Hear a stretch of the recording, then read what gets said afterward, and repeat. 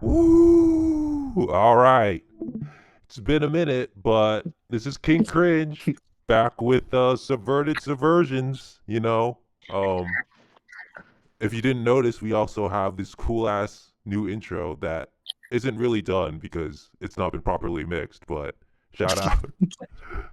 sh- Shout out to Caleb Petty. He was dope. He made that for us. And also, Yeah. so yeah. But yeah, man, I mixed up.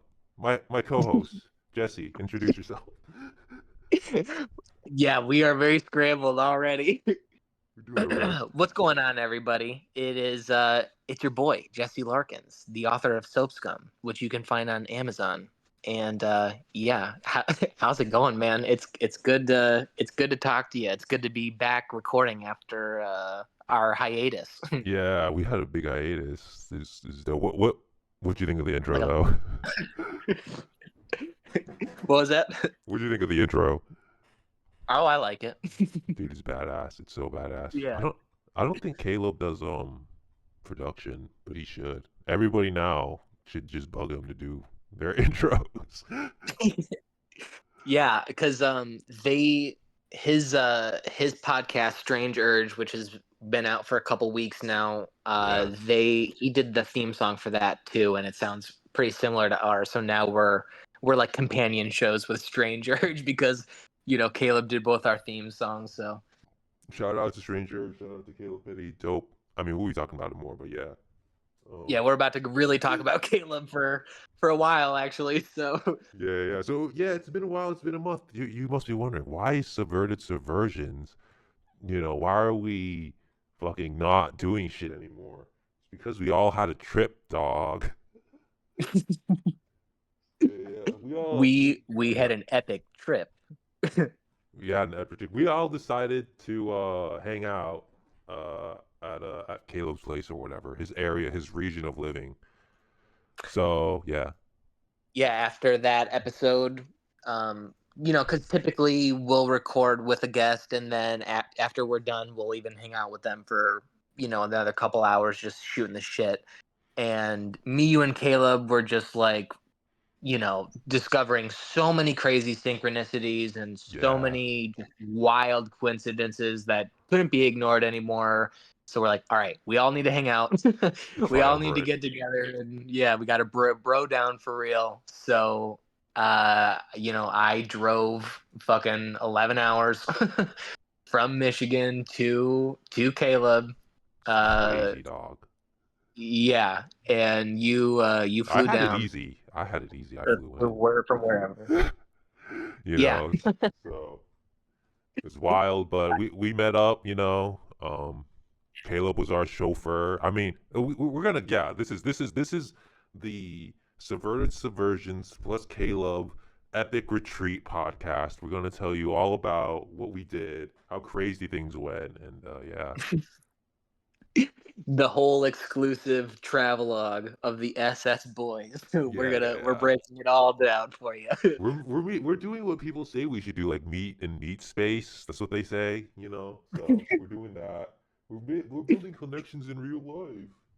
Yeah, dude, we're Yeah, transcending the screen, bro. yeah. We need to make this a. Now we have to like market this as like a conference, And this is the indie writer conference where you meet in real life and we hang out and shit. Yeah, exactly. But You know, I yeah, it was just such a fucking blast. dude, I knew, heading into it that the three of us, once we all got together, that it was just going to be totally insane, and it magic. was. It was yeah, it was just magic. It was so much fun. We were laughing literally the entire time. Yeah. Um, yeah, So so why don't you tell us yeah, we're about your experience first? Because I know like you wrote in and then Caleb picked you up. yeah, yep. So first day, uh, drove like 6 hours. Stopped at the edge of Ohio into West Virginia, literally right by the Mothman statue, which that was super funny. As soon as we met up, I explained the whole Mothman lore to you. I'm like, do you know, do you know who the fuck this is? um, Yeah, I never heard of yeah. this So Mothman thing or whatever. So it was crazy though.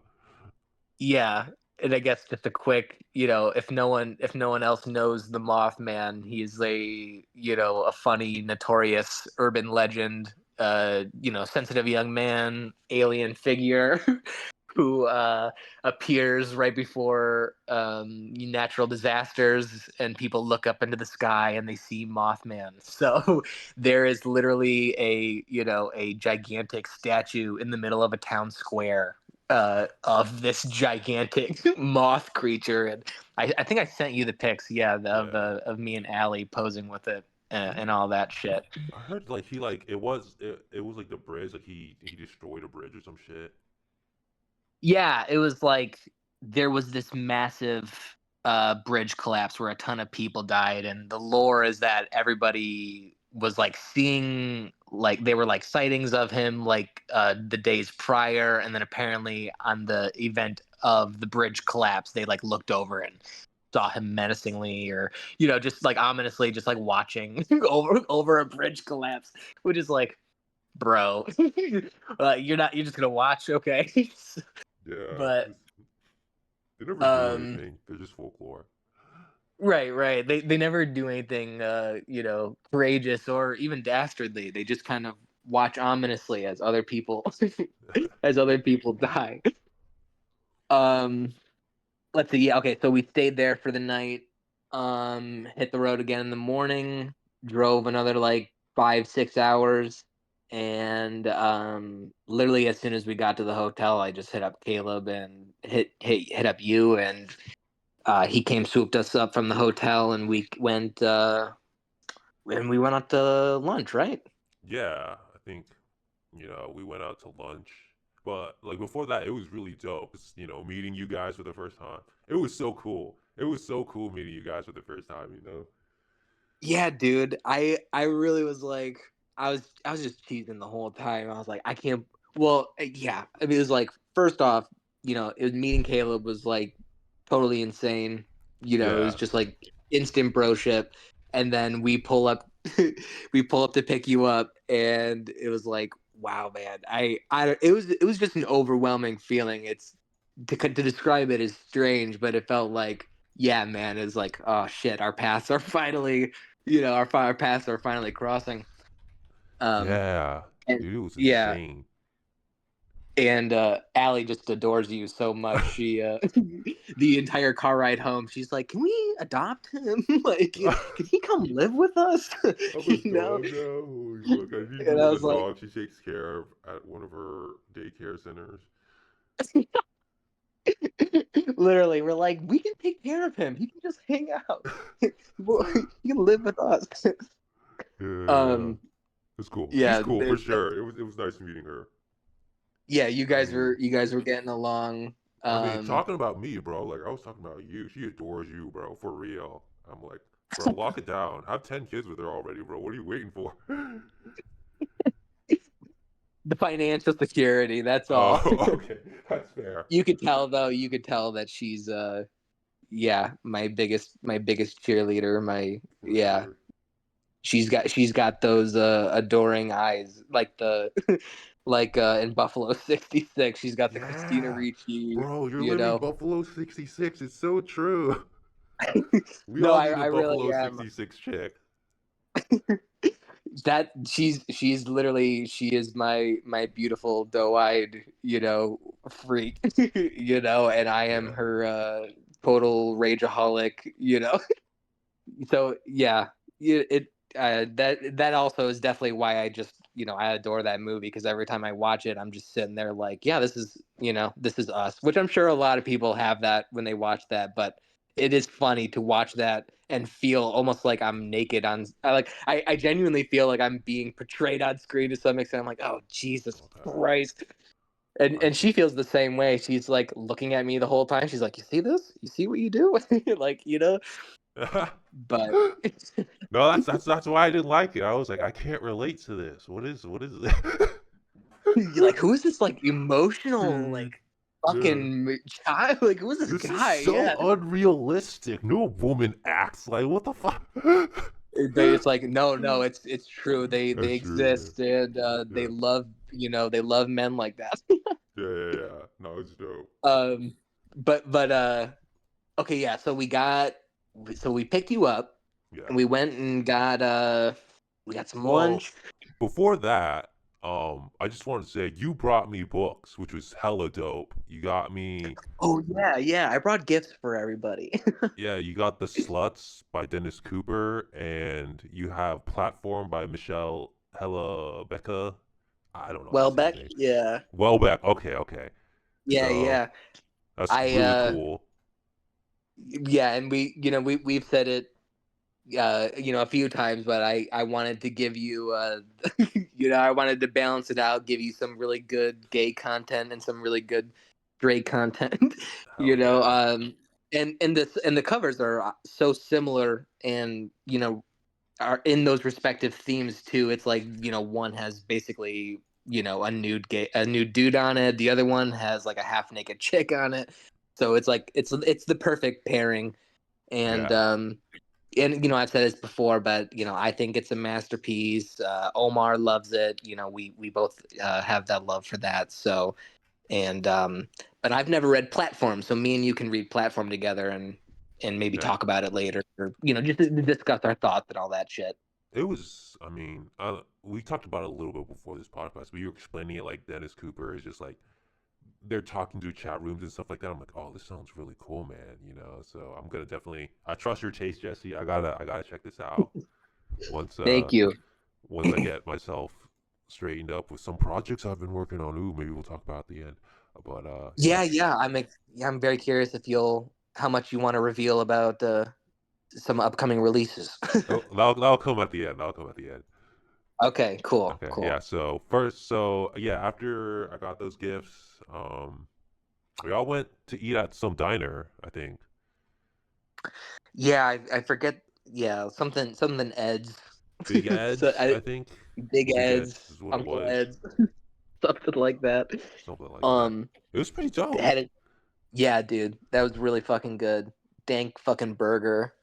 I just like in the middle of my burger, I think I just started like rambling about about like Culver's butter burgers and how I Oh haven't had a yeah. good one since I was a kid, and how this reminded me of like my childhood butter burger. I was just like, I was just rambling. I was just like, I'm like such a little fat kid. I was just like, oh, dude, this was the butter burger of my day. It's like total nonsense, but yeah, I think yeah, you dude, said that it food was was like one of good. the best burgers you'd eaten. Yeah, yeah.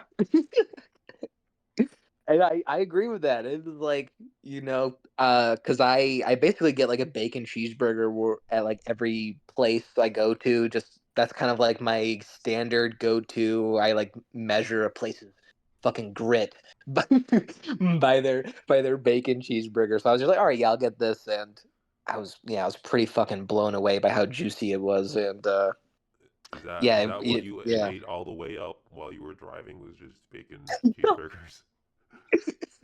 Oh my god. No, actually, I was just eating fucking Pringles the whole time. Oh, okay. Pringles are dope. I like Uh, Pringles. yeah, dude, I was having her. I'd say chip, and I'd open my mouth, and then she would like shove like 2 or 3 chips in my mouth, and I'd chew them really obnoxiously, and then go chip. so so that was our the way home though, which we'll get into later. On the way home though, Okay. we stopped and got a bunch of food, but That's nice. Oh, um yeah, that's exciting. way I there haven't was heard just this part yet. That would be dope. oh yeah, yeah. Yeah. So I had a um patty belt. That shit was like slathered in butter. It was pretty good. It was pretty good for it sure. looked amazing. It looked so good. Yeah. And caleb Caleb got like a fucking Thanksgiving feast. he Yo. dude Yeah. he got like pork chops and mashed potatoes and gravy and like fucking banana pudding and like a sweet potato. Just like he got like a whole smorgasbord of food. And he ate most of it actually. For him being, not like the biggest guy or anything, he ended up eating like that whole thing. I think we were talking about like we watch slop content of like at least when we like dudes who eat food, Caleb is that guy. He's him, bro. He can down it, and it's kind of surprising because yeah, you're like he's not that big, or like he's actually Yeah. very aesthetic, but it's just like Mhm. he's just eating all this stuff. Like, bro, how, bro? It's like an entire 5 course meal, and it gets even crazier because like he douses everything in hot sauce, bro. He's like the heat champ. He's the food champ. He's just goaded. Yeah, he's the music champ. He's Yeah, everything. Yeah, I was just laughing because yeah, he reminded me of some YouTubers like Beard Meats Food or just one of yeah. those guys who just has the whole fucking table just covered in food. He's like, all right, I guess I gotta, I guess I'm gonna eat all this now.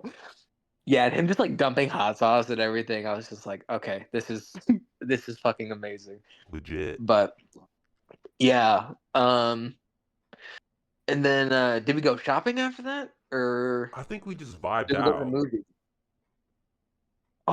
Did we go back to his place? No, we just vibed out in the car for a little bit because he had to meet up with somebody else, I think. Oh, that's right. That's right. We all went home early that day. Yeah, yeah, yeah.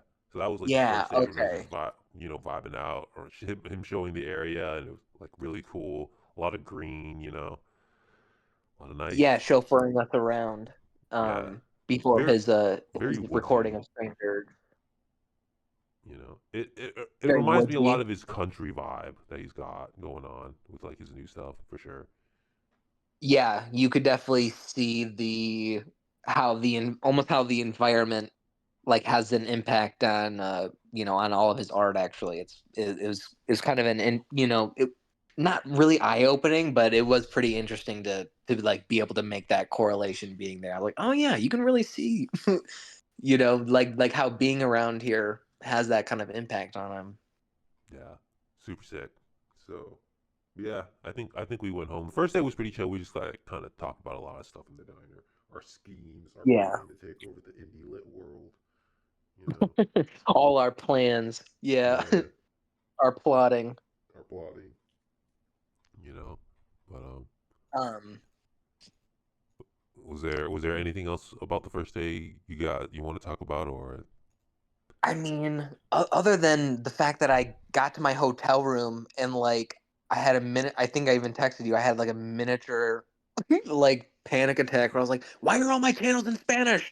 Oh And yeah, what was the up with message you that? had, I don't know. I really just had to get past those couple of channels because it turned out to be fine. But there was a Okay, moment where I was like, "What the fuck?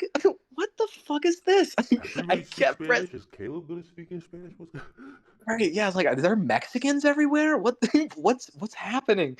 But I don't know why, but yeah, like the first like almost like 20 channels or something, they were all bilingual and they were all like they're all dubbed in Spanish.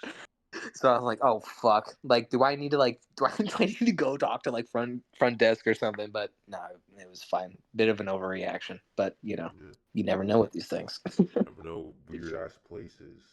They all just all jump the border wall from Mexico. 50 yards. Yeah, you said something funny like the Spaniards were in your room or something. Yeah, like it's just like Yeah. what is it? We have actual Spaniards, not Mexicans. Spanish tourists, because Right. Spanish people are not Mexican. Don't you know? It's a really big difference. Okay, whatever, whatever you say. I mean, it's probably true. Probably true. Spaniards are different than Mexicans, but when you're watching the same TV, it's not that different, is it? When it's my TV, Yeah, it doesn't matter to me. yeah, yeah. Oh, Also, what?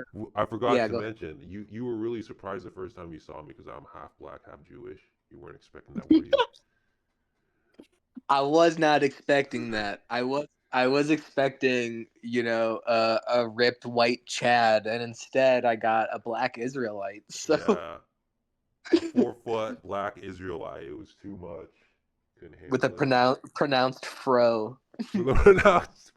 Yeah, that's true. Like if you know, that's like the double fro, isn't it? You get the Jewish curly hair with the black nappy afro. That's like a super afro. Yeah, it's a double curse against God or from God. That's true. That's true. the, That's true. the black fro and the Jew fro combined. Yeah. I saw that comb sticking out of there. You couldn't fool me. Yeah. So yeah, that's true. You know, so I'm sorry to disappoint all of my right wing fans. You can't buy my books anymore. So, well, Now that they technically, I know. don't have books out that you could buy. So, Or maybe we'll have cross appeal now with retard lefties who can be like, oh shit, there's like a there's a based black yeah. Israelite. I'll read his book. Hate spree is actually a leftist critique of right wing people. I just didn't tell you guys.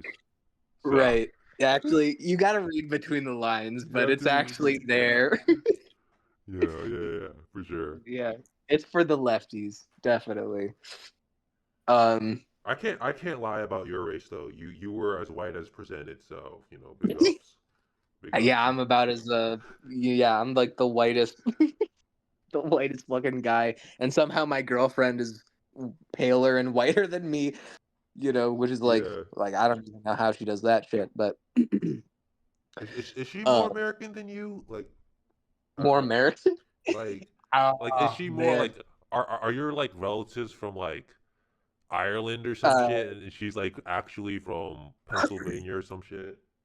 well, my grandpa is like off the boat, fucking Sicilian. Okay. And uh, so yeah, I definitely got quite a bit of that, in the mix or whatever. Whereas she is just like, she looks like she's been kept in a closet for Yeah. her whole life. It's not even she has more American relatives. She was just in a closet. Right, yeah, and it doesn't matter who her relatives were. She was just in a closet for Yeah. 20 years and then came out and was, and then I saved her. So now, so Taste. that's why she looks as pale as she does. You just But grabbed her out of a closet and it's like, that's it. I, this is it. You're done with the closet days. I've rescued you Hell yeah. from under the floorboards. She's my attic Jew. You're adding Jew. She's actually Jewish. You just say, was it? Is it Anne Frank? Yeah, she's your Anne Yeah, Frank. yeah. You're from the She's attic. my Anne Frank who's not Jewish. And I never watch it. Are you Liam Neeson or some shit where you're like, oh, I'm saving the fucking Jew shit? I never watched Schindler's List. I don't know how the movie goes. Yeah, that's Liam Neeson. Yeah, yeah, Okay, yeah. I am her Liam Neeson. okay. You're yeah. I'm rescuing her from the camp. Yeah, dude. Oh yeah. Oh But man, all what a right. patriot. Second day. So Yeah, second day we started. We hit up a coffee shop. I think. Right. yeah, That because was the first day. Caleb, because like me, we got up, and um, you know, Caleb didn't eat anything. He needed like a quick pick me up, so Yeah. we stopped at the coffee shop, and he showed me something which I think is so fucking disgusting. he, Oh it, yeah.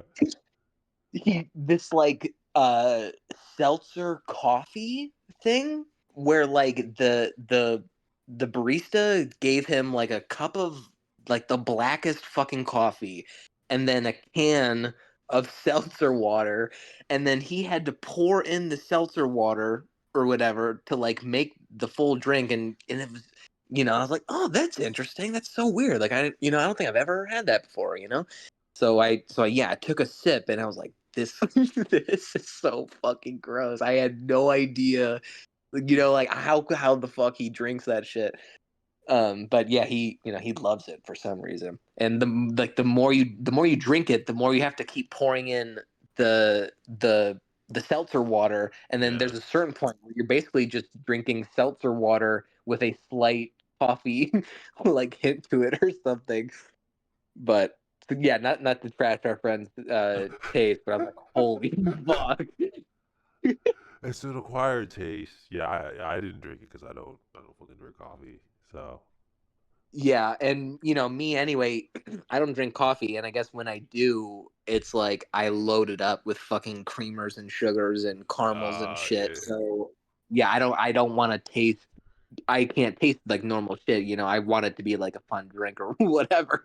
So, Is you know, Allie an him Ugg having, Boots you know, Starbucks girl? Does she drink coffee? who, Allie? Yeah.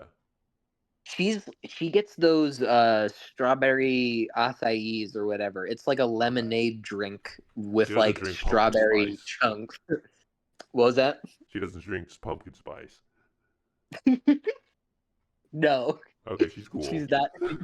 She's not the pumpkin spice latte chick. No. Um. Yeah, I mean, yeah, because I guess that's a whole, the whole white woman vibe of that is just a bit, It's too it's a much. bit beyond us. Yeah. Um, but yeah, but we will fuck with a lemonade for sure from Mm. from Starbucks. Strawberry Yeah, so acai. Okay. yeah, dude. Neither of us were prepared for For his his black sparkling water. coffee seltzer. Like, what the fuck? But It's a new yeah. thing. So They should do it at the new Starbucks, and then Caleb should license it. You know, like you have Arnold Palmer's, you should have just have like I don't know, the fucking Caleb Caleb Pettit, Petty. Caleb Petty's, yeah.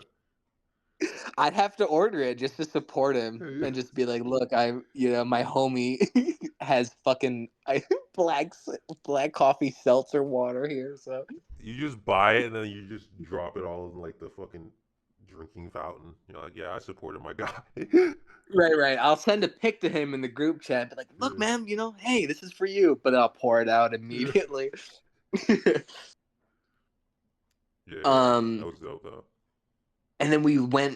As soon as he was done with that, we went directly right next door to a one of the coolest shops I've ever been in. Yeah, Possibly a shop designed by my dreams. I have no idea. Caleb knows It the was spots, literally. bro. It was what? I said Caleb knows the spots. Yeah, dude. He like really hooked us up. He knew Yeah, exactly the kind of shit we wanted to see, and cause it yeah, wasn't like this bookstore wasn't like like a sanitized Barnes and Nobles. It was no. like an indie like yeah, just full of like crazy indie shit. Yeah, it was a record shop, plus it was a VHS shop, DVDs, Blu-rays, and then, random paraphernalia and shit, and then yeah, tons of fucking books, and all of it was super super curated by the guys who ran the shop. You could tell that Yeah, there wasn't just like random bullshit in there. It was all really really specific stuff. Because literally every time I would turn my head, I my mind was just blown. I was like, oh no way! Oh shit, there's that. Oh god, there's that. Like I couldn't believe I was in a store that had like all of that shit, in there. So I ended up spending like 50 something bucks in there, I think, because yeah, there's just so many great finds in there. I think you posted it on Twitter. Like I forget what you got. Yeah, Like you got so much stuff. It's like there was a lot of stuff you got. yeah, dude. I got that one of TPN's like favorite books, Clarissa. It's like one of like the longest books ever made. It's like 1,500 pages or something. There were some really good VHS tapes. Uh oh yeah, Doctor Zhivago. That's like almost Yeah, 4 hours long. That's one of I'm my looking at it favorites. now. You have The Wire. Yeah. Oh yeah, yeah. I found some of that stuff actually before we met up Oh really? to get coffee. Me and Allie ran up just to check some local thrift stores, and there were a ton of incredible finds there too. So I found literally Okay. the entire box set of The Wire. Yeah, all 1 through 5 or 1 through 6 or whatever it is for like $6, um, which is fucking insane. Yeah. And yeah, what else? Oh, but at that crazy hybrid record shop, you ended up getting me a gift to kind of like, reciprocate or whatever, I think. Yeah. You got me the that 1975 vinyl. Yeah. Yeah. It's probably my favorite That's what I 1975 thought. record. Yeah. Yeah, because I think when we were first, like, literally at the beginning of our friendship, when we were first started talking, some of the first shit you showed me was stuff from that album and telling me like, yeah, this is one of my favorite albums and all that stuff. And Yeah. Yeah, so I, I was super honored for you to get that for me. I was just like, I will say this. I wouldn't say it's like a no skip album. I think there's a lot of filler on that album, but Hmm. it's got the hits that I remember the most from Okay. that band. So you know, Well, I'm super excited to spin it this weekend. I'll definitely hell yeah. have some free time and shit to listen to all the records because and I picked up the new Alex G record, Oh which yeah. literally dropped that day.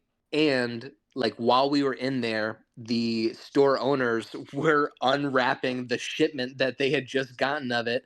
And Caleb ran up to me. He's like, dude, it's over.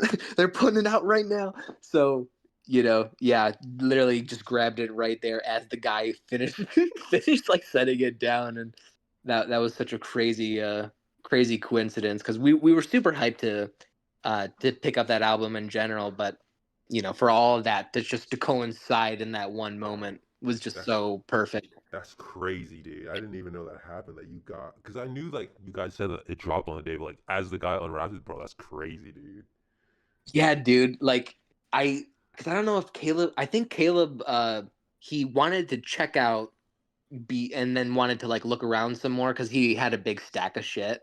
Hmm. And when he was doing that, that's when he found out, or that's when he saw they were doing that, and he was like, "Oh, fuck! I gotta, I gotta go tell Jesse." So Yeah, yeah, yeah. yeah, that was nuts, and I still haven't listened to that record yet. So I'm very excited to like because whenever I listen to a new album, I like to I want to kind of sit with it alone for a minute, or I want to like zone out and listen to it from beginning to end, no interruptions, just to feel it like as a piece, like how like what it says or what it feels like, as a whole connected work of art or whatever. Oh Um, yeah. so yeah, The so I'm way mu- excited to do the way music should be listened, but that. Literally, what it is meant for, or yeah, how artists design an album, right? It's like they think a lot about how one song leads to the next and how they want the whole thing to feel and flow, and it's the way to respect it, I guess, or to really experience it. you know what is funny is that like people talk about deep cuts, but I found out like deep cuts are just songs on the album that like aren't singles, basically. It's like, have Right, you heard of right. this deep cut? It's like it's on the album. It's like on like the most famous album. It's not a deep cut, bro. I'm like, it's not a It's like, single. oh, No you one's mean heard the of it. one? Yeah, that one song that wasn't pumped through the radio or whatever. Just like, Yeah. yeah, their song. I thought deep cuts used to mean That's like B funny. side fucking cassette tapes that nobody had ever heard of. Right, But it's but not no, it's true. literally just like, oh, you're just talking about a song that's on the record. Yeah. Yeah. It's funny. um. Did you get any books So, at that record store or well, I like I said, I got the Clarissa book there. okay. Um, I don't know. I don't think I got anything else. I found a. I really am regretting a little bit not grabbing this copy of Fahrenheit 451. It was had this really gorgeous vintage cover and everything, and I'm a big fan of that book. And I don't know why I didn't jump on it, but I just felt like I had a gigantic stack, so I was like, this I can just put this back and be okay with it. Yeah. Um, and it was funny because there's like one of those book stacks was like almost like the TPN stack. It was like every book you looked, it was like, oh man, Jack did an episode on that, Jack did an episode on that, and Caleb ended up grabbing Huck Finn. Oh yeah, yeah, yeah. Huck Yeah, Finn. he grabbed Huck Finn, and then I took it from him, and I just started flipping through it. I'm like, where is our buddy Jim? Where's Jim at? And Yeah. I couldn't find us. I was like, all right, here you go. you know. Um, what else? Before we saw the movie, we also Well, went to the thrift um, store too. before that, also I got you Philip Roth, The Great American Novel, Oh because yeah, yeah, yeah. Yep.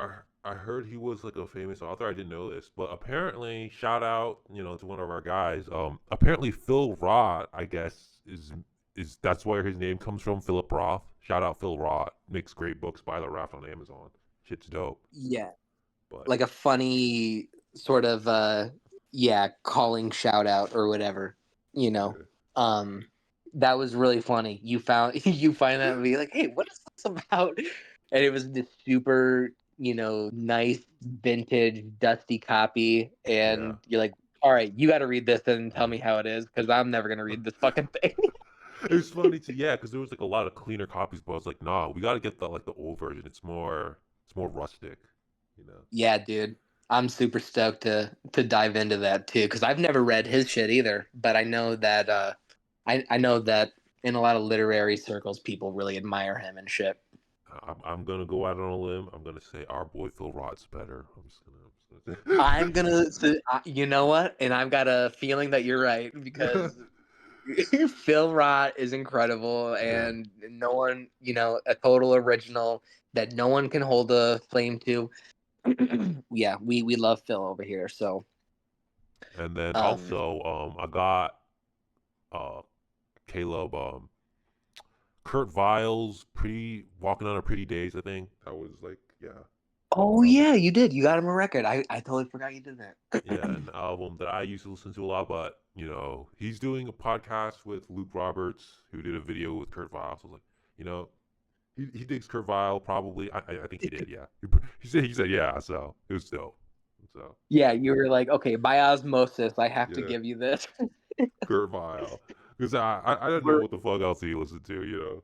He's Yeah, and we're putting that out into the universe that yeah. Kurt and Caleb will one day collab together, or They will. that Caleb will be on his radar.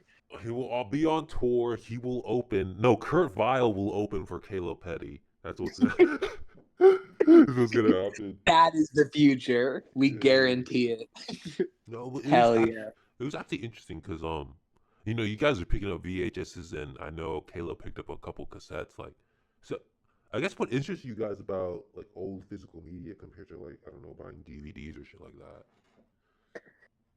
Well, there's just something about um it's just about the experience of it. There's really something kind of cozy and nostalgic, and it kind of varies from tape to tape, but the effect of of putting in a tape and like watching it in this particular way, um I don't know. It puts it. It's kind of like time travel. It really puts you in a zone where it's like you and the thing, and something about the slightly degraded quality of it. Just I don't know. It really helps with the time travel aspect of it. Um, so I don't know. I really have just slowly become obsessed with the tape experience and seeing different transfers and stuff like that. And yeah, Yeah. because I brought gifts for Caleb too. I brought him basically just a stack of of VHS tapes like Jaws and French Connection and Dog Day Afternoon and just some like classic '70s like masculine kind of movies that would be fun to kind of like get in the zone of. And he doesn't even have like a VCR player yet to play them on, but I just wanted to help. I wanted to help expand his collection so that when he does Right. eventually, do that because he wants to do that soon. I want to help him too. Yeah. Um, that he just has a good library to pick from and shit. Um, yeah, so while we were shopping, anytime I saw something that I thought he should have in his collection that I already had or something, I would just be like, Caleb, here, I just grab it and hand it to him like, buy this, and he did it. He listened to every suggestion. He's like, okay, I big double tape of one of my favorite war movies, The Deer Hunter. I was like, here, take it. Uh, there were two copies of Shivago and he grabbed that too. So yeah, I was happy that some of my some of my autistic film influence was rubbing off on him and helping expand his collection a bit. Yeah, no, it was just sick because you guys were like buying cassettes and TVs or VHSs and stuff like that. And Hmm. Caleb did ask me later that night. He's like, what about you? I was like, dude, I don't have a vinyl player. Like, there's there's no point to me buying this shit. Right. And you're such a minimalist that Yeah, even like the idea of getting you something is such an interesting idea because now you have to deal with it. Now you because it doesn't seem like you'd want too much clutter, but I think being friends with me naturally, you're gonna accumulate a little bit of clutter. no, like I was talking about it, like, oh, you got me these books, and I'm like, fuck, maybe I should start a book collection. you Yeah, know, dude. I mean, this is even if it's this just is like my a drugs tight now. one. Oh, you sorry, you Yeah, said? dude. Yeah, I mean, even if it's you just start like a little tiny little collection, it's fun to Mhm. have like your own little library, and even if it's just made up of our books and shit like that. Yeah, Yeah, you definitely the definitely should. books. I'll always encourage that. The books that matter. Like I feel a lot of people like they buy collections that have an entire collection, and that just seems like a waste of space. But whatever. They have their game Yeah, rooms and shit like that. More power to you. But yeah, and I'm kind of like that to some extent. I have yeah, like I would go through these phases where I'm like, oh shit, I'm really into Chuck Palahniuk. Let me get every fucking Chuck Palahniuk book, And yeah, now I yeah, just have all of his books, even though I haven't read them all. And now I just feel like this. Oh shit, when am I gonna? When am I eventually gonna be in the mood to just like crush all of these fucking books? And who yeah, knows if how many of them I'll even want to keep after that, if or how many will really truly resonate with me and all that. But funny enough, every time I mention downsizing our library to Allie, she's like, "You can't do that. No, we need the biggest library. yeah. we need shit that you don't even care about. We need like all that shit." Hell So, yeah. but yeah, it's kind of hard for me to hang on to stuff that I know, like, I don't even really like this. Like, why do I have this? So It, I do kind of whittle the fat out sometimes. sure. I mean, I don't know. Like I always have this running clock frame in my mind where I was like, I don't have the space for this, and I'm terrified of of not having space because I'm poor as fuck. Well, more like if you could do Yeah. it, like that's dope, dude. Because I will say it does. Like when you do have the full collection, it does feel nice. It does feel nice to have the full collection. You're like, yeah. It's Yeah, like you can all the just look games you at 100%. It's like, why did I do this? It just says 100% on the game. You'll be like, oh, it just feels nice. it feels complete. Yeah, In that completionist sort of way, it just feels good to see it all there and be like, yeah, no, yeah, it's all. It is a strange internal sort of feeling to try and verbalize, but yeah, yeah. definitely. And then we, as you were saying, we went thrift store shopping. Yeah, he took us to that thrift store where it was like the bottom. It's like we had to go down like two flights of stairs or something, and then the whole basement was like a flea market or something. It was It was badass. super big. Yeah, it was really badass. Um, we found I found I found the Gone with the Wind deluxe Deluxe. VHS box Yeah. set. That was crazy. Um, me and you, I think we found like some like Nazi VHS tapes, and we were like taking pictures of Yeah. them. And shit. That Yeah. shit was crazy. Um. Oh, and one of the funniest moments about that, I was looking around, and then I looked over and I saw this like plaque, and it said like "Man Cave Rules," like number one, like don't be a bitch, like shit Yeah, like yeah, that. And I was looking at, it, I was like, oh my, and it's like covered in skulls, and yeah. and I'm looking at it, I'm like, oh, my dad would love that. That would be in my dad's room like right now, actually. And we were both looking at it, and I'm like, but I'm not gonna buy it. It's like $20 or something. And then you were like, Yeah. I'm buying this for your dad.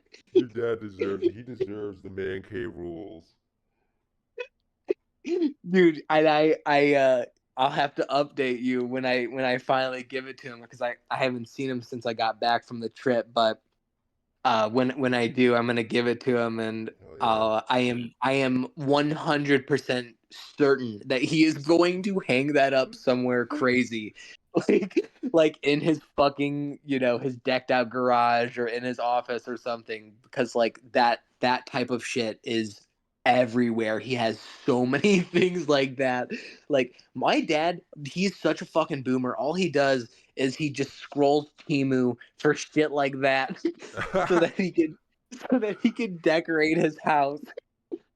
You just watch like Rambo movies and like I Rocky. mean, yeah, dude, like that, like he showed, all the crazy fucked up movies that I love, he showed me when I was a little kid. So like my love Okay. of movies basically are because he was showing me the most violent rated R fucked up shit I could ever possibly imagine when I'm like 5 or 6 and stuff. Like I'm watching like RoboCop 2 and I'm getting scarred for life, and it's he takes me to go see like The Hitcher in theaters where I see some dude, he's like tied, like his arms are tied to one truck and his legs are tied to the other, and he gets ripped apart, and Oh, fuck, so dude.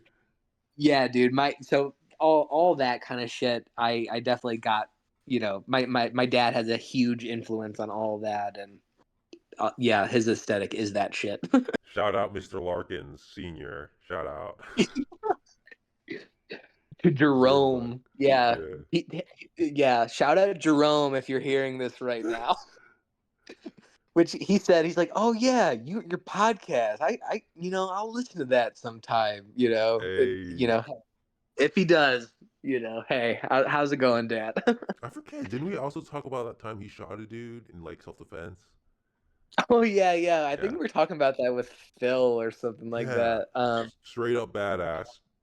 Straight up Yeah, dude, badass. because he was a bouncer and a door guy for a while, and especially down in Detroit in the hood, and yeah, has been in gunfights, has been in some horrific situations. I mean, dude, he grew up in the hood in the '70s, and when he was a teenager, there was all kinds of shit. Like his entire neighborhood just like devolved into people shooting at each other, like a total free for all.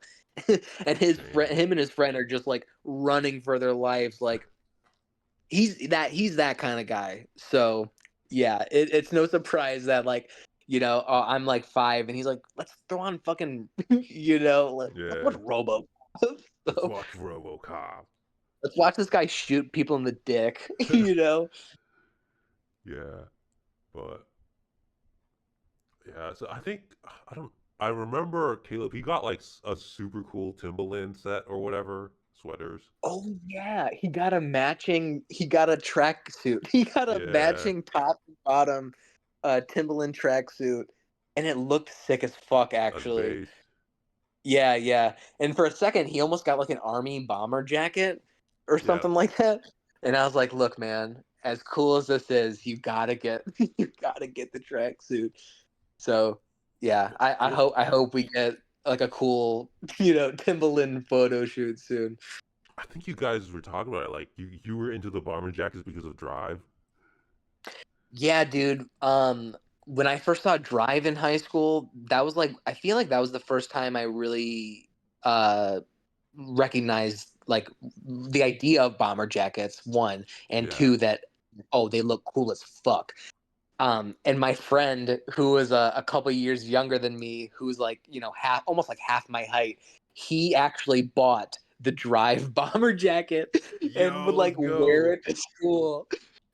It was fucking nuts. So yeah, dude, we're all, we all dress, like normal, high school kids, but then we got my friend Jake with the fucking scorpion on his back.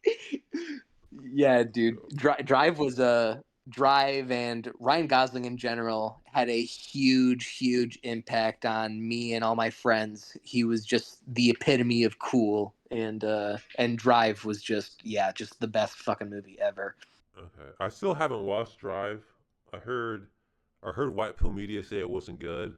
So, but you're saying it's I good. think I'm gonna have to figure it out for myself. Yeah, dude, check it out, King, and let me know because it's pure. It's like pure aesthetics. It's pure vibe. It's it's like it's there's not a lot of dialogue, intentionally so. It's really about like the way people stand in a frame and look at each other right before they start like fucking like crushing skulls and shit. It's a rad fucking movie. Yeah. All right. But yeah, you'll have to let me know what you think. Yeah. Speaking of movies, was there anything else about the thrift store that we wanted to discuss, or? um I don't think so because we didn't spend too much time there as opposed to the record hybrid Yeah. shop sort of place. 'Cause, yeah, we weren't there too long, and then we went back to Caleb's place so that we could drop off our records because it was so fucking hot that if we Yeah. were gonna keep our records in his car, they would have, Melted. it would have been, yeah, it would have been bad. Okay. it Okay. it would it would have warped him. So like when we got there, bro, like it's kind of funny. I guess Caleb is like a mole. Dude just lives underground. Like the thrift store was underground. You know, the place he lives at, he lives in an underground basement. You know, but it's funny though because it it's like the place he lives at is nice, but it's like an artist commune. I don't know how else to describe it. It looks Yeah, really cool. It looks really cool. yeah, yeah. Caleb is our mole person. Yeah. He He lives in the he lived. darkness. He plays Bloodborne in underground at 5 a.m. at night. I don't know. There's nothing more underground Yeah. than where he is. This is how I Yeah, made it's a Vicious really Circle. you can see it, dude, because like Yeah. his bedroom's got like like an Art the Clown painting right above his Yeah. keyboard, and you're like, okay, so you get into the fucking zone when you record. Um, yeah, he lived in a nice um like 2 3 story um kind of like shared building, yeah, where, yeah, I'm assuming a bunch of other hipsters live and have their own sections or whatever, and Yep. he lives in the bottom section in the basement with Dakota Proctor. So that was fun. We got to meet Dakota Proctor. Shout out. He looked like he had just woken up or something. And I was like, "Oh yeah, man, you're on low res, and you're on TPN and shit." I didn't And even know that because yeah, I yeah. don't. I'm not the biggest low res Wonder Fred fan, so I didn't know who he was. But you're Mhm. like, he's on low res. Oh, that's cool, dude. Like, I never knew that. Yeah, he's been on so many episodes. And at first I was like, "Wait, why do I know him so well?" Cuz like the name was killing me. I was like, "Why do I know Dakota Proctor?" I was like, "Oh yeah, I've heard him. I've heard him on so many episodes of fucking low res." It's crazy Um that he just lives with for Caleb. real. Yeah, dude. And I know he was telling me the story of how they got connected, but I don't quite remember. But what I a weird, surreal experience. Yeah, I don't. You said I don't know how they got connected. Or Yeah, yeah. He mentioned it at one point, and I okay, forgot. okay, yeah, it's Um, Caleb. but dude, Dakota's paintings were everywhere. Yeah, They were all over the walls, going in each room, going down the halls, and into his big studio room where you basically couldn't walk anywhere because it was just fucking canvases and used paints, and everywhere you stepped it was just like, holy shit, that was like his den of art. And it was you were just taking pictures of everything. You were like, holy yeah. shit, look at that. Look at that, that's amazing. And it was The like bros, all yeah, I was just gonna yeah, it was all sexy bitches. yeah, bro. Like he's a pretty good painter, especially considering because I work digitally, so I get Mhm. to not have to worry about paint and all this shit. But like the fact that he does all that stuff traditionally is crazy, and he's pretty good at it too. He's got like a good eye for it. Yeah, it's I was remarkable Yeah, I was because they impressed. have like an actual like aesthetic and a point of view, like you can really see like the almost like the camera angle in the way he would paint those. It was kind of yeah, pretty mind blowing, honestly. I also like how like you didn't see it, but I passed by their restroom. There's just like a girl showing her ass in front on top of the toilet. I thought it was really funny. Yeah, yeah. And we would randomly, whenever we thought we had seen the last of them, we would like turn a corner and and be just smacked with like a big giant Latina booty, and I'd be like, "King, Yeah, take a picture of this. Look at this." yeah, um, yeah, that was hilarious, and we kind of chit chatted with him for a bit while Caleb was, while he was getting ready for us to go see Eddington. yeah, yeah. But also, it was also funny too because Caleb introduced me to Cody. He's like, "Oh yeah, this is just King," and he just walks off. And I was like, "Oh." I think it's actually funny. I don't think Caleb knows my real name, does he? No, he does. Oh, I think okay, we talked about it once, okay. or like, did you never tell him? Nah, because I thought it was much funnier if he didn't know. I Like, think. Oh, you know what? I think he found out when we were at dinner with yeah, yeah, yeah. your with We your other were, friend who we'll get to. yeah, yeah, yeah.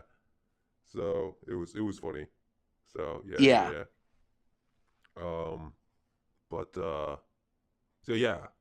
So I just thought it was funny. He's like, oh yeah, Caleb doesn't know. It's funnier that way if he doesn't know. It was Well, so yeah, and funny. like I know your name, but I just Yeah, call you King, and I yeah, just called you King the whole time we were hanging out because yeah, that's just who you are to me. That's just, yeah. that's just, you know, I could call you your other name, your real name, and that would be fine. But also, you're King, so It's it this. is what it is. It's the superhero thing, okay? King's my real name. The other name's just my human alter ego. Yeah, I'm not some journo, okay? I'm actually the real guy. Yeah. But yeah, so we went to watch Eddington, as you said. Yes. Impromptu Eddington They review. Let's go. Yeah, dude, impromptu editing review. There were single screenings the night before. Like you could go like at like 8 o'clock and that was it. But the official release day was the day that we went, and we went at like 3:30 because all the other times. Well, actually, it was perfect because it's almost a 3 hour long movie. It's like 2.5 hours, but all the other screenings were booked as fuck. Um, Caleb took us to an Alamo Draft House cinema, which was a huge deal for me. Especially that was actually one of my biggest excitements in going on the trip. I've ever since I was a kid, I've always dreamed of going to an Alamo cinema, an Alamo Draft House. So and I'm imagining this was like a much smaller version than some other ones, but the experience was still amazing. I loved the whole inside of it. I loved uh yeah, I love the whole experience of it. And Did you eat yeah. bullshit or No, I didn't. I okay? tend not to eat shit when I'm at the movies. I tend to just like go into this state of like hyper focus where I don't want to like drink or eat or anything. I just want to be like completely locked in so I don't, so that every single minute detail, passes through me, and I just want to be overloaded by every aspect of the piece of art or whatever. So I try not to. Whereas Caleb, he was using the bathroom, he was getting Yeah, food service, he was doing all that shit, which is yeah, the which real is such a experience. crazy, what a crazy feature of the Alamo that you can press a button and have a waiter come out, and like there's like a whole menu for you to like eat from and all this shit. I'd never experienced anything like that. Yeah, I mean, I didn't order anything either. I just noticed that the table was like really sticky, and I'm like, oh fuck. Yeah, dude. I okay, I set my tickets down Yeah. and I'm like, what the fuck? What happened to my ticket? And I looked down and the ticket soaked through to the other Holy side because fuck. Yeah, dude, whatever was on my fucking table attachment was just like sticky as shit and just wet. I was like, what the fuck? I save all my ticket stubs. I, Yeah. I do for the memories. I have a whole box full of my ticket stubs, or Okay. I'll put them in my Blu-ray cases if I buy the movie. So I'm just like, what the fuck? I'm gonna have to dry this over the course of the fucking movie. So yeah, I was kind of upset about that. But other than that, I was I was able to lock in. Yeah, yeah, Um, yeah. So, so yeah, so what were your thoughts? on Eddington? Yeah, yeah. Okay. So yeah, like going through it, like me and Kayla, we were like, I was like, have you heard of Eddington? He's like, no, I haven't heard of Eddington. So we were going into it fresh. My initial I was the only thoughts, one who knew what it was. yeah, you were dragging us into something that we didn't know what the fuck was going on, and it's crazy too because you were talking about like Eddington also released that day, right? Like Hmm. officially, so it was like Alex G, Eddington, same day release. Crazy, crazy. Yeah. And it was funny because we weren't planning on meeting up the day before. So if we had actually officially met on the 18th, that would have Mm, been like the most ultra day. It's like Eddington meeting up, Alex G, all that shit. But yeah, but still, even just having those two drop on that same day was very, very magical and felt like, for yeah, a fanboy, it was a dream come true for sure. yeah, Um, for sure. So, yeah, so yeah. Eddington. Um, Hmm. my initial thoughts were it was better than I thought it was gonna be. Yeah. Because obviously it's a mainstream movie. There's some like woke elements to it, whatever. But Or sort of centrist yeah, kind of centrist. I think points. I think it Yeah. was mostly centrist. Um, Yeah. but I was surprised at some of the parts that it took, and I guess the overall message is like don't be a don't be a grifter or whatever, or both sides are stupid. Um, Right. which sometimes People kind of become props and they're yeah, used as political tools and stuff like that. yeah. But Um I was surprised by some elements of the movie because there was the whole thing about like they it really was making fun of like the BLM, like white people are fucking terrible and white people are mhm. like, and then like there's that one scene where it was like this white guy was like reciting this shit to his parents, and his dad looked at him and was like, "You're fucking white. Are you retarded?" And it was like, "Oh, thank you for saying the thing that everybody fucking knows." Yeah, dude.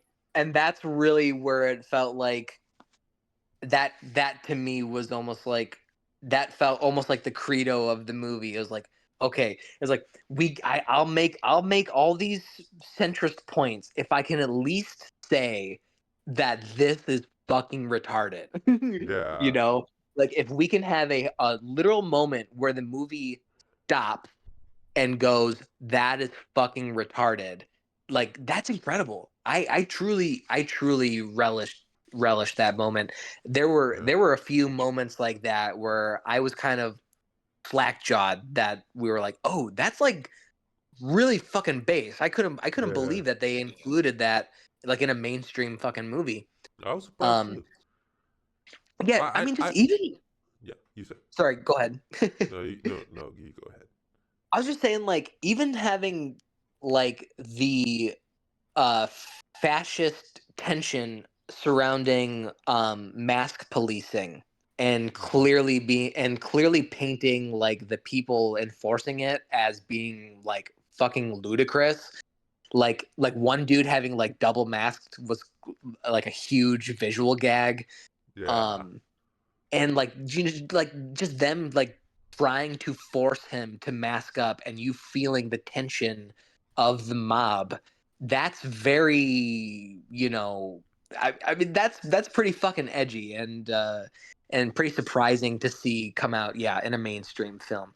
And especially for an A24 film, all their not all their films, but a lot of their films are fucking like tranny coded and kind of woke.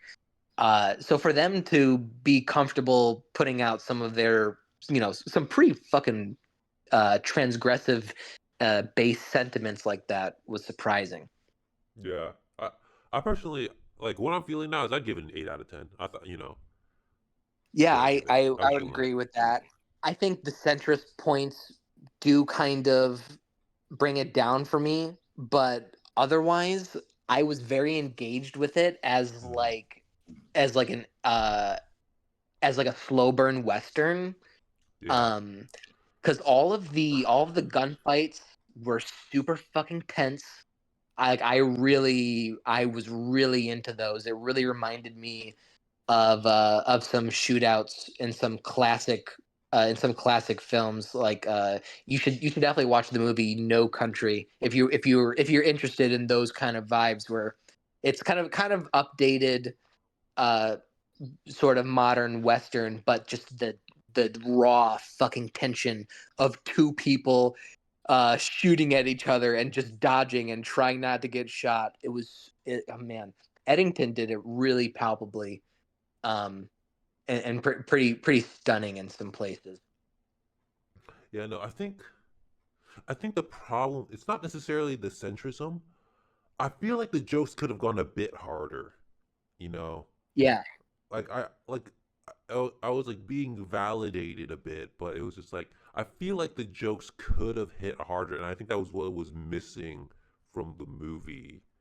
I don't Okay. know if I was laughing as hard as I could have been laughing, you know. Yeah. Well, It and had there's good also an moments. aspect of Oh, it where yeah, it's no, like go. it's like it's funny, but it's also like this isn't funny. Yeah, It's like like all that shit that we lived through wasn't funny. It was really fucking horrible.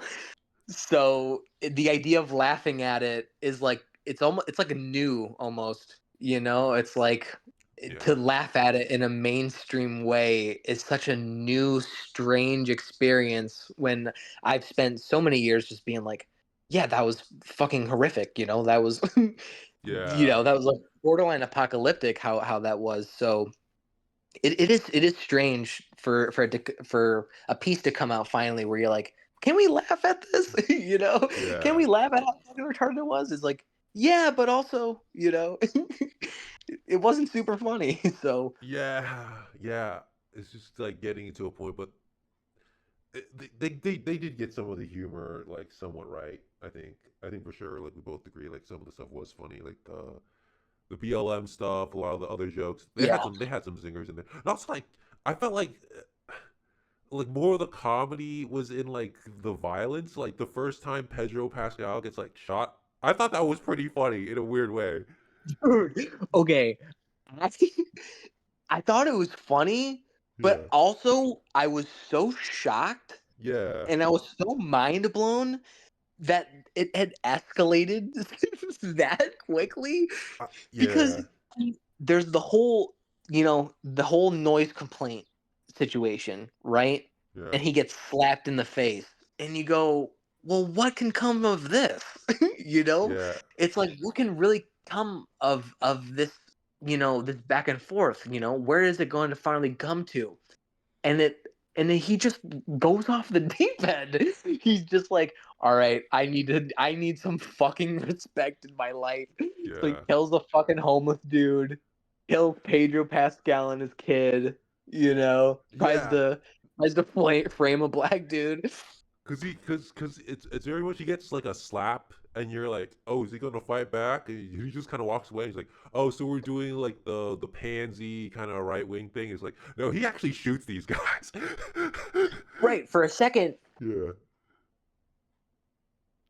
um sorry about that. For a second you almost think like, oh my god, this guy is such a fucking pussy.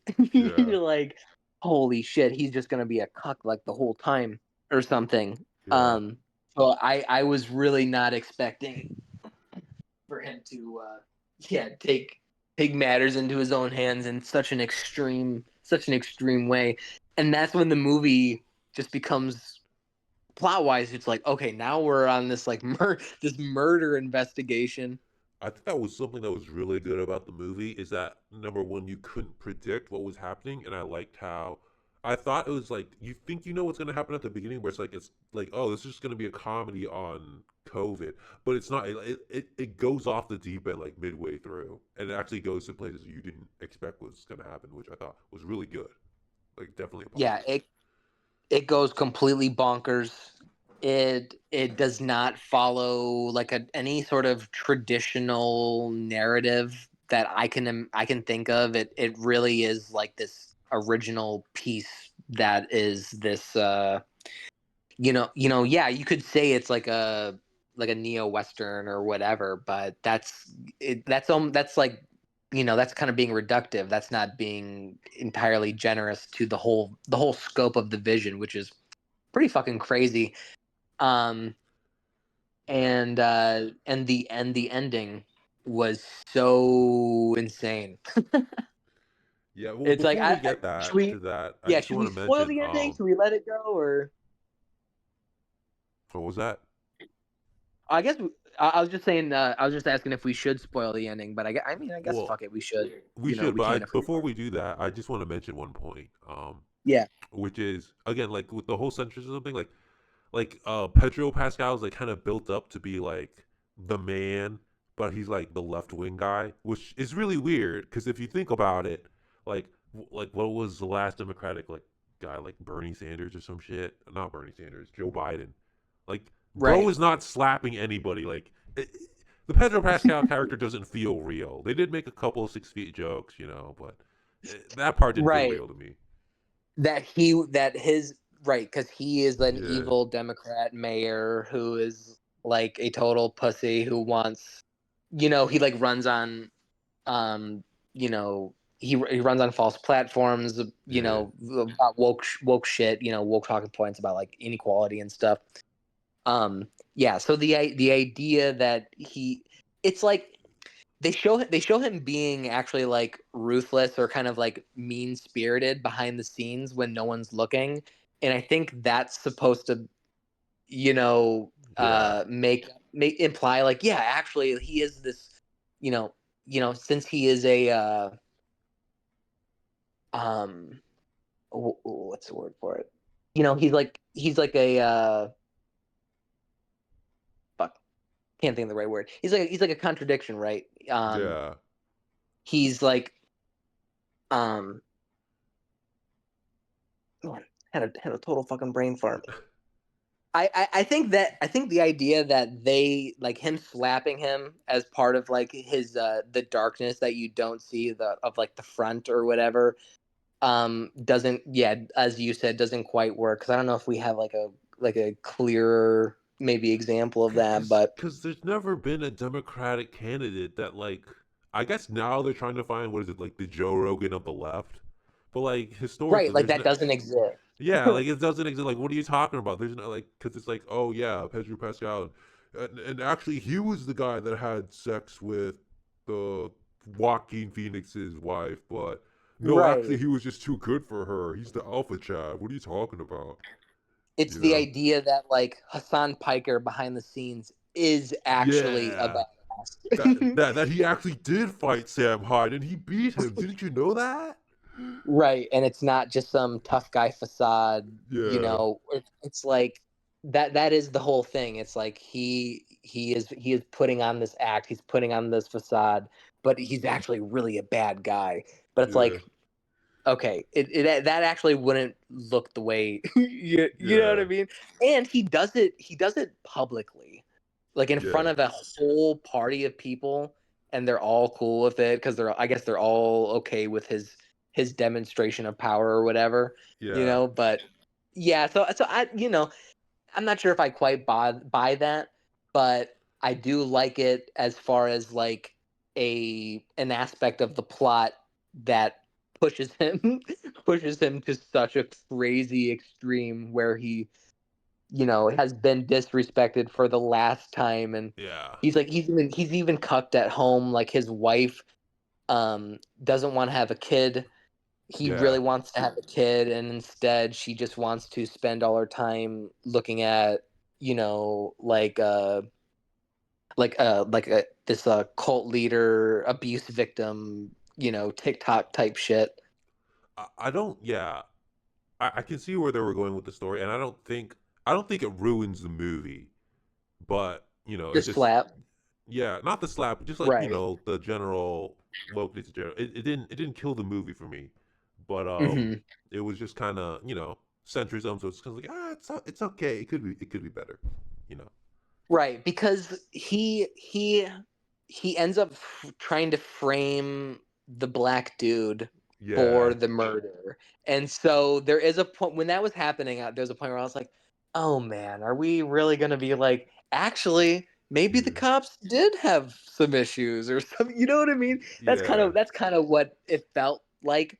So I was trying to kind of ignore that and just ride with it on a plot level, but you can't dissociate the political aspect from the plot aspect because it's completely entwined. yeah, So, um, but I do like the way they handled it, where Antifa, who turns out to be yeah. the true villain of the movie, Crazy. like, yeah, breaks in and they kidnap him and they bring him out into the middle of the desert where they set up a bomb to go off, and they have like a drone hovering above so that they can get footage of a staged police shooting, which is fucking crazy. Yeah, And was one of the most tense moments in the whole movie, because the black guy can't tell them not to get closer to him, and they're screaming at him to, like get on the ground and comply and shit. And that leads into the very last moment where the bomb finally goes off. Um, and the black guy just gets wounded, but one of the dudes gets blown to pieces. yeah. Gets completely blown to pieces. And then the rest of the movie is like Joaquin Phoenix in a firefight with like unseen Antifa sort of CIA, forces hiding in the dark, shooting at him.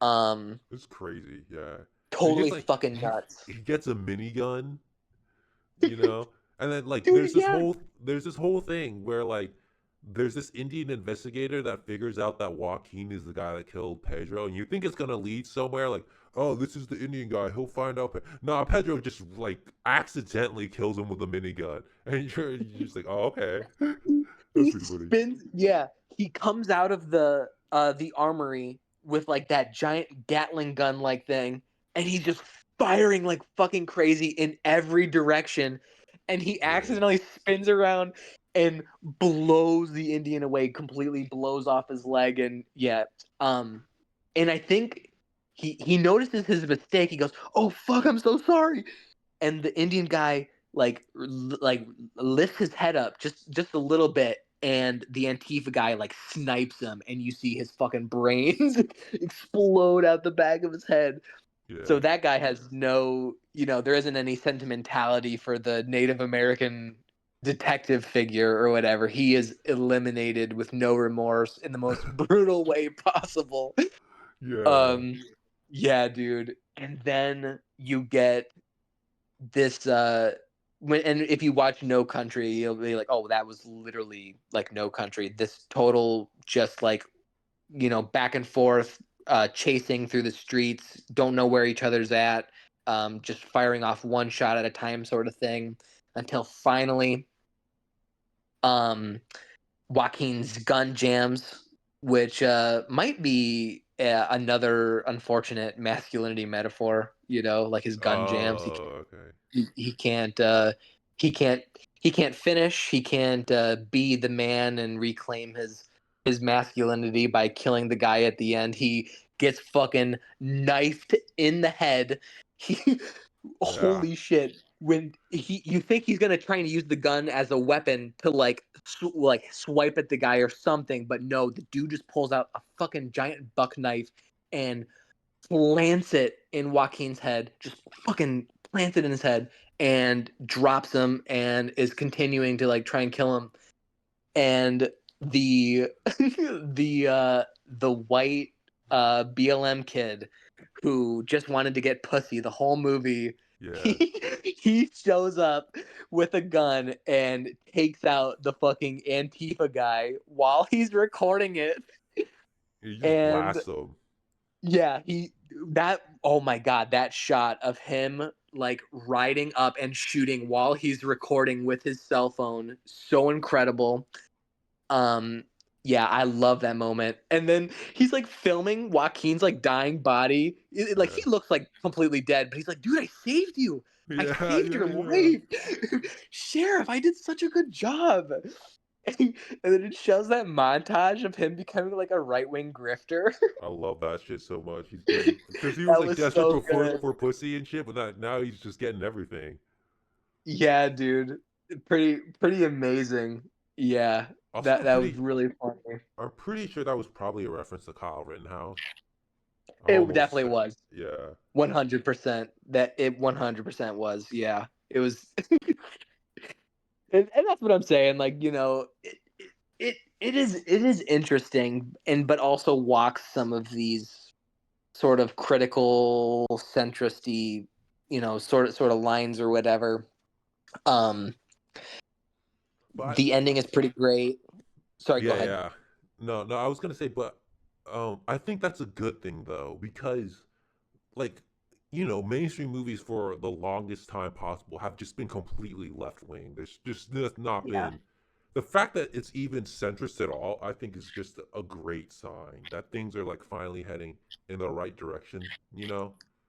I agree completely. The idea to expect something to come out, you know, it's where like from beginning to end, and for it to be like a mainstream Hollywood movie like this, for Yeah, beginning to end, for you to feel like you are being spoken to the whole time, like all of your talking points are being reaffirmed or whatever. It's it's unlikely.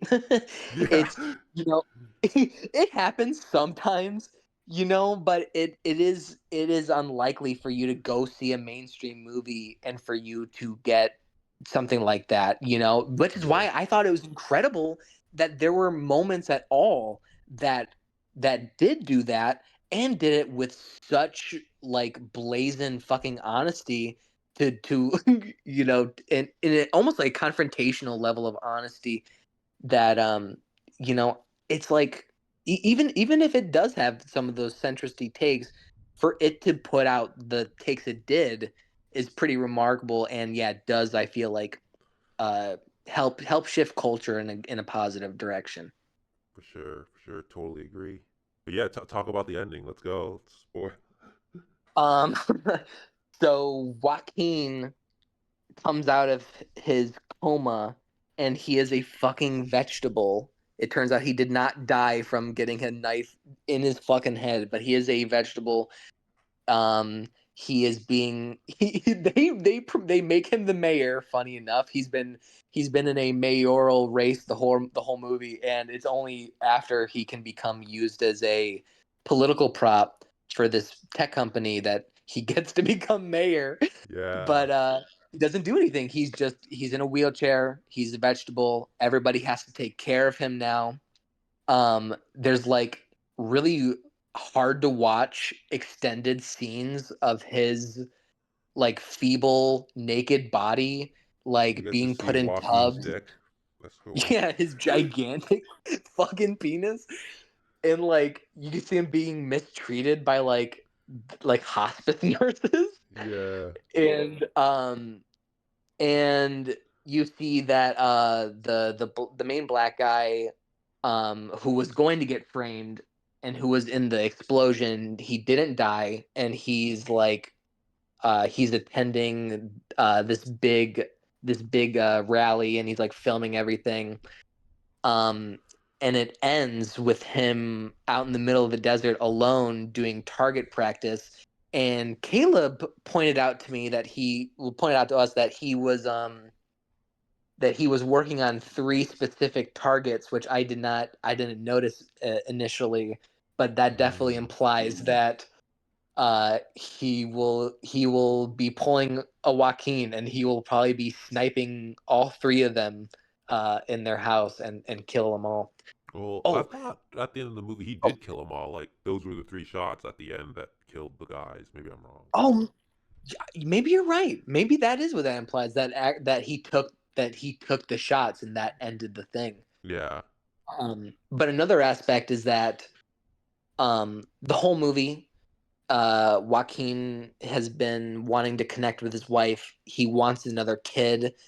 There's weird visual symbols going on that are constantly reminding his character of like his want of the baby. Like, even it's strange because even towards the end, there's a taxi cab waiting outside of his house, and on top of the taxi is an ad that says something about giving birth. I forgot what it was, but I was like, wow, there's even like a lot of like visual symbols in the background and shit.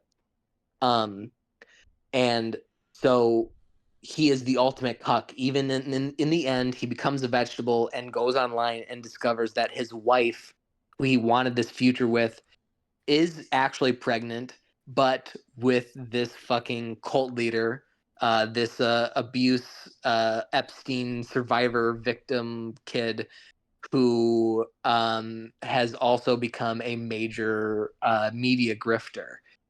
So it's like a very depressing ending. It's like one of the most black comic fucking endings. Was the Epstein thing? I thought it was kind of implied that the guy was just bullshitting about the Epstein thing. Yeah, I think Yeah, the whole thing was a grift, but he was using the whole, like satanic pedo ring cult like shit as, a vehicle for his yeah, for his grifting. And she fell for it because she was abused as a child. So she was always looking for answers, and she obviously never wanted to fuck her husband because she's an abuse victim. So, yeah. and but she finally found she found her sexuality and her solace in Austin Butler's Manson cult like figure. Um, Right. and I feel like I felt like, he was only in two fucking scenes. It felt like there was supposed to be more to that, like maybe another scene or two or something. But I was kind of surprised by how little of that storyline was actually in the movie. I think it was the right amount. I You don't think think it so? needed any. I don't think it needed any more. I think Oh, because I don't think that was I the focus liked of the that it movie. made me. Sorry, go ahead. I just didn't think it was the focus of like what the movie was about. You know. Right. Yeah. I liked that it made me kind of work for it kind like because it made me have to think about it. It really, once the movie was over, I Hmm. had to think about how it played its role in the scheme of the whole plot.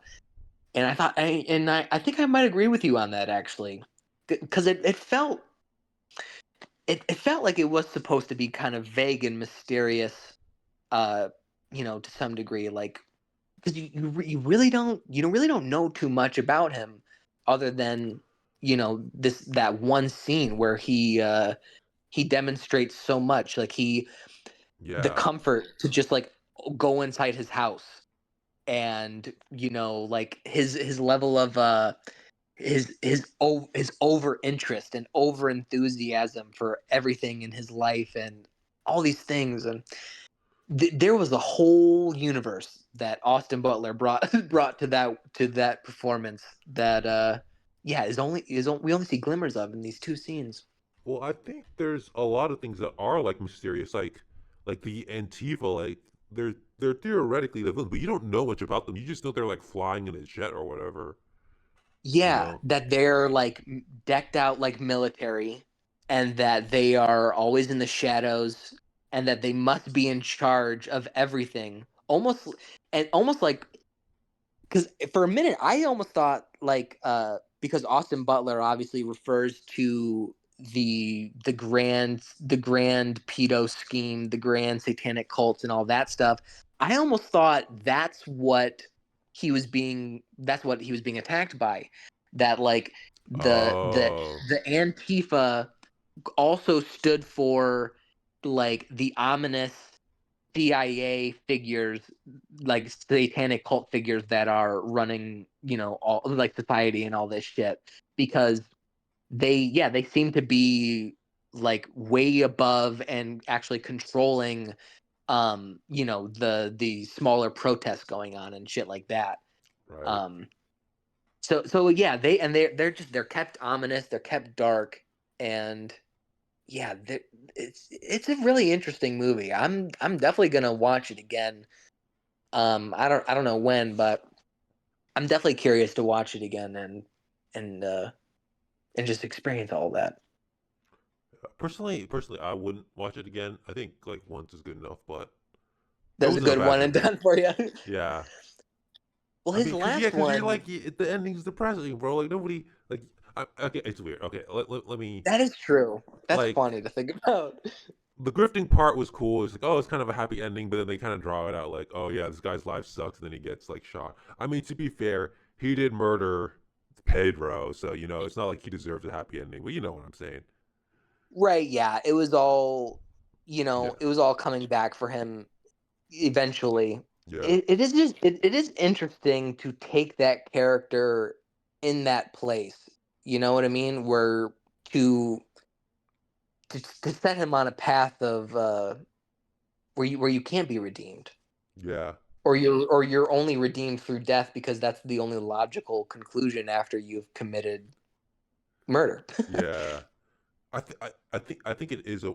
I think it's worth a watch for sure. I think it's worth a watch, at least one. And if you know Yeah. if you watch it again, you know that's up to you. But definitely, you know, good pick, Jesse. Yeah, I knew it was a lot, but I thought it would be I thought it would be a good pick. I thought it would be a good conversation starter, and I mean, the guy did some pretty mainstream horror movies before, so I was like, okay, this is like this seems like it'd be kind of fun, but also crazy as fuck. So yeah, and Mhm. I knew going in like, oh shit, I'm gonna make these guys sit here for like 2.5 hours. This is gonna be intense, but it seemed like you did a pretty good job with it. No, it's fine. It was fine. It wasn't that bad actually. It was pretty okay, pretty cool. Yeah, I I mean, mean, you there's know, definitely yeah. faster movies that are that long, and there are slower movies that are that long. So I will give it credit that it at least holds your attention for that span. I don't think it dragged. I think it ended just about the right time. Like I was getting a little tired near the end, just a little Yeah, bit. But for the most part, I was pretty okay with it. Yeah. yeah, I would agree with that. Yep. Oh, yeah. Eddington. I don't know Yeah, if you have much else to say about it. What would you rate it? Would you also give it an 8 or? yeah, probably an 8. Okay. Um, yeah, it's I could see myself watching it again. I do, because I actually like the guy's other movies. I've gone back and rewatched his other movies quite a few times. So I really like the vibe of it, and the aesthetic. So I could see myself going back to it. Okay. Although it's harder for me to commit to returning um to movies that are like super intense, like gunfights and shit. Like I usually like to savor those and then spend a long time away from them and then come back to them, like to almost like relive it new again, sort of, so I forget all the details and all that shit. Yeah. Yeah, for sure. And then also, oh yeah, I forgot. I think some of the shots were actually pretty cool. I think I remember us talking about like there's this one shot where Joaquin's wife is going away, and she kind of just shows up like a ghost in the middle. There was some like good horror elements to the movie, and I think Yeah, this guy yeah. made Midsummer or something, so it's kind of his shtick. hmm Hereditary and Midsummer, which are both very uh kind of almost like they're almost like cultural landmarks now. Like people really look at those as like defining movies when they came out. Um, yeah, I'm Yeah. definitely curious to see how people will think of this. As the years go on too. Mm. Right now, it's funny to see people not know how to respond to this.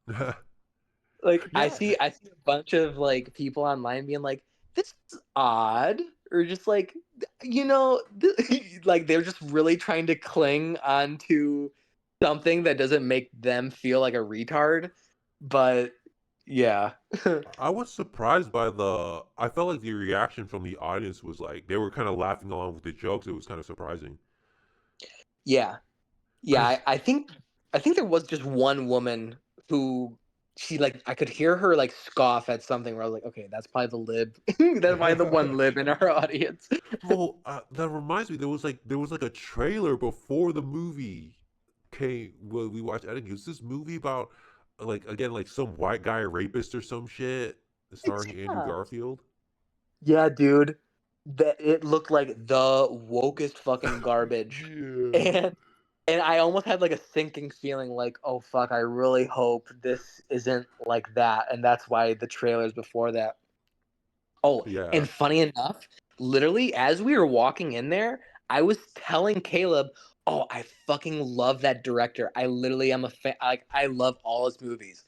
And then I'm watching this trailer, like this looks like total fucking garbage. This looks like total trash. And then yeah. the fucking guy's name comes up. The guy I love. It's the same director. I was Oh like, shit. "Oh no!"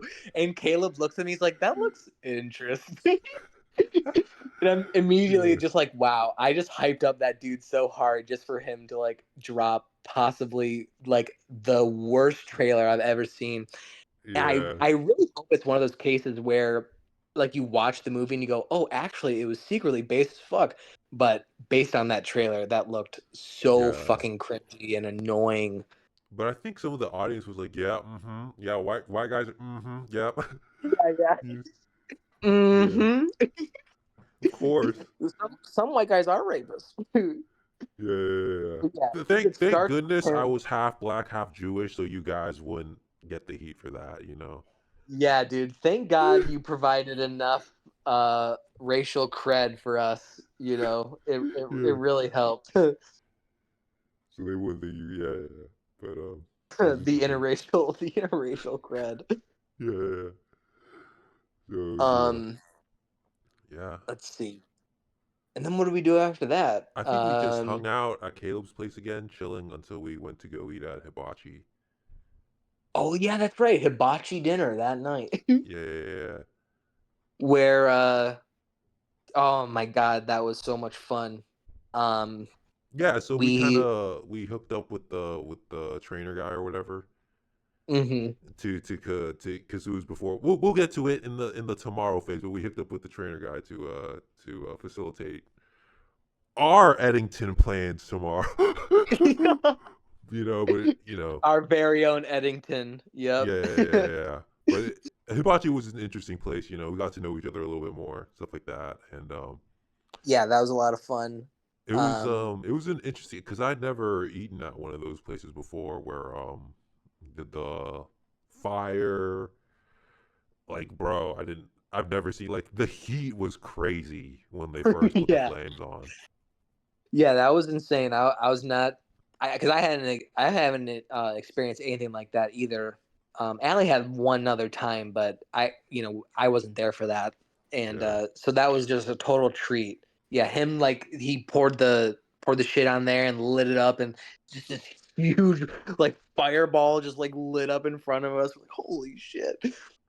Um, and at first it was a black dude he had like a really funny voice and he was yeah, super positive. And at first I thought he was gonna be the guy. And me and Caleb were even like, man, you back in the day, this would be a Japanese dude. Something like that. yeah. And then but it turns out the black dude was just to take our order and then he left and then an actual Asian guy came out Okay, yeah, and he was doing all the tricks and shit where he was like flipping all the tools in the air and and just man that was so much fun. I was surprised. I didn't expect to catch a rice ball in my mouth. That was pretty. We both did. We both hype champs.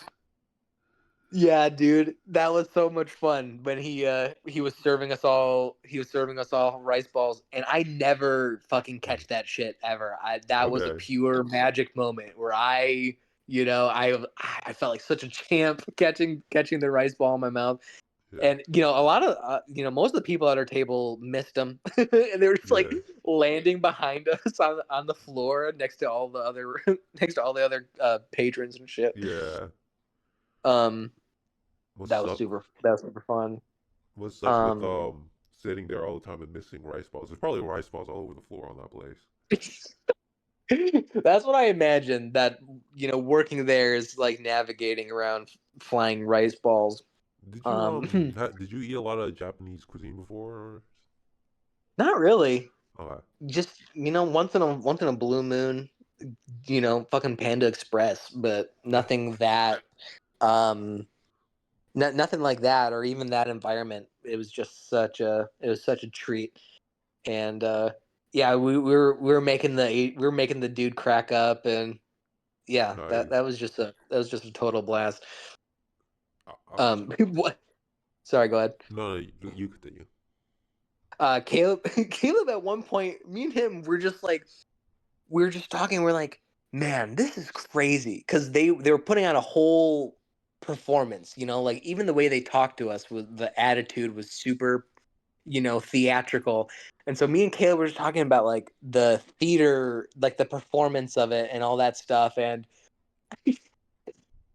Caleb at one point was like, "Wouldn't it be like? Don't you just kind of want to tell these guys like you're just like a slave monkey person, dude?" And then I was like, "Yeah, we should tell that to the first guy. Our black our Oh, black waiter." holy And fuck! we were just laughing for 20 minutes about hypothetically telling our black waiter, "Hey, man, you're like a slave monkey person." So we were just laughing so hard. That's um crazy. Allie was getting drunk off some punch shit. These are really good actually. And Caleb was drinking. Yeah, it was, oh man, just the vibe. It was peak. Hell yeah. Did I know like Caleb's ate a lot of Japanese food. Like, did Ali like hibachi or? Yeah, she loved it. Okay, cool. Yeah, dude. I think we basically just got the same thing. I think we both got, didn't like the whole table got steak. Yeah, we just got steak. Yeah. Yeah, I think the trainer got shrimp or something like that. Yeah. But it all looked so fucking good, It's and pretty good. it Yeah. was good. Yeah, it And was like delicious. Caleb was like telling me like, oh, how he like he's I guess he'd eaten all this stuff before, like onion soup and all this. I've never had any of this stuff, so it was pretty cool for like a first time. Oh yeah, we had miso soup, right? Yeah, Um, never that eaten was my that. first time ever having it. It's very pure. Like it's very Japanese. It's very pure and clean. Yeah, it was delicious. Yeah.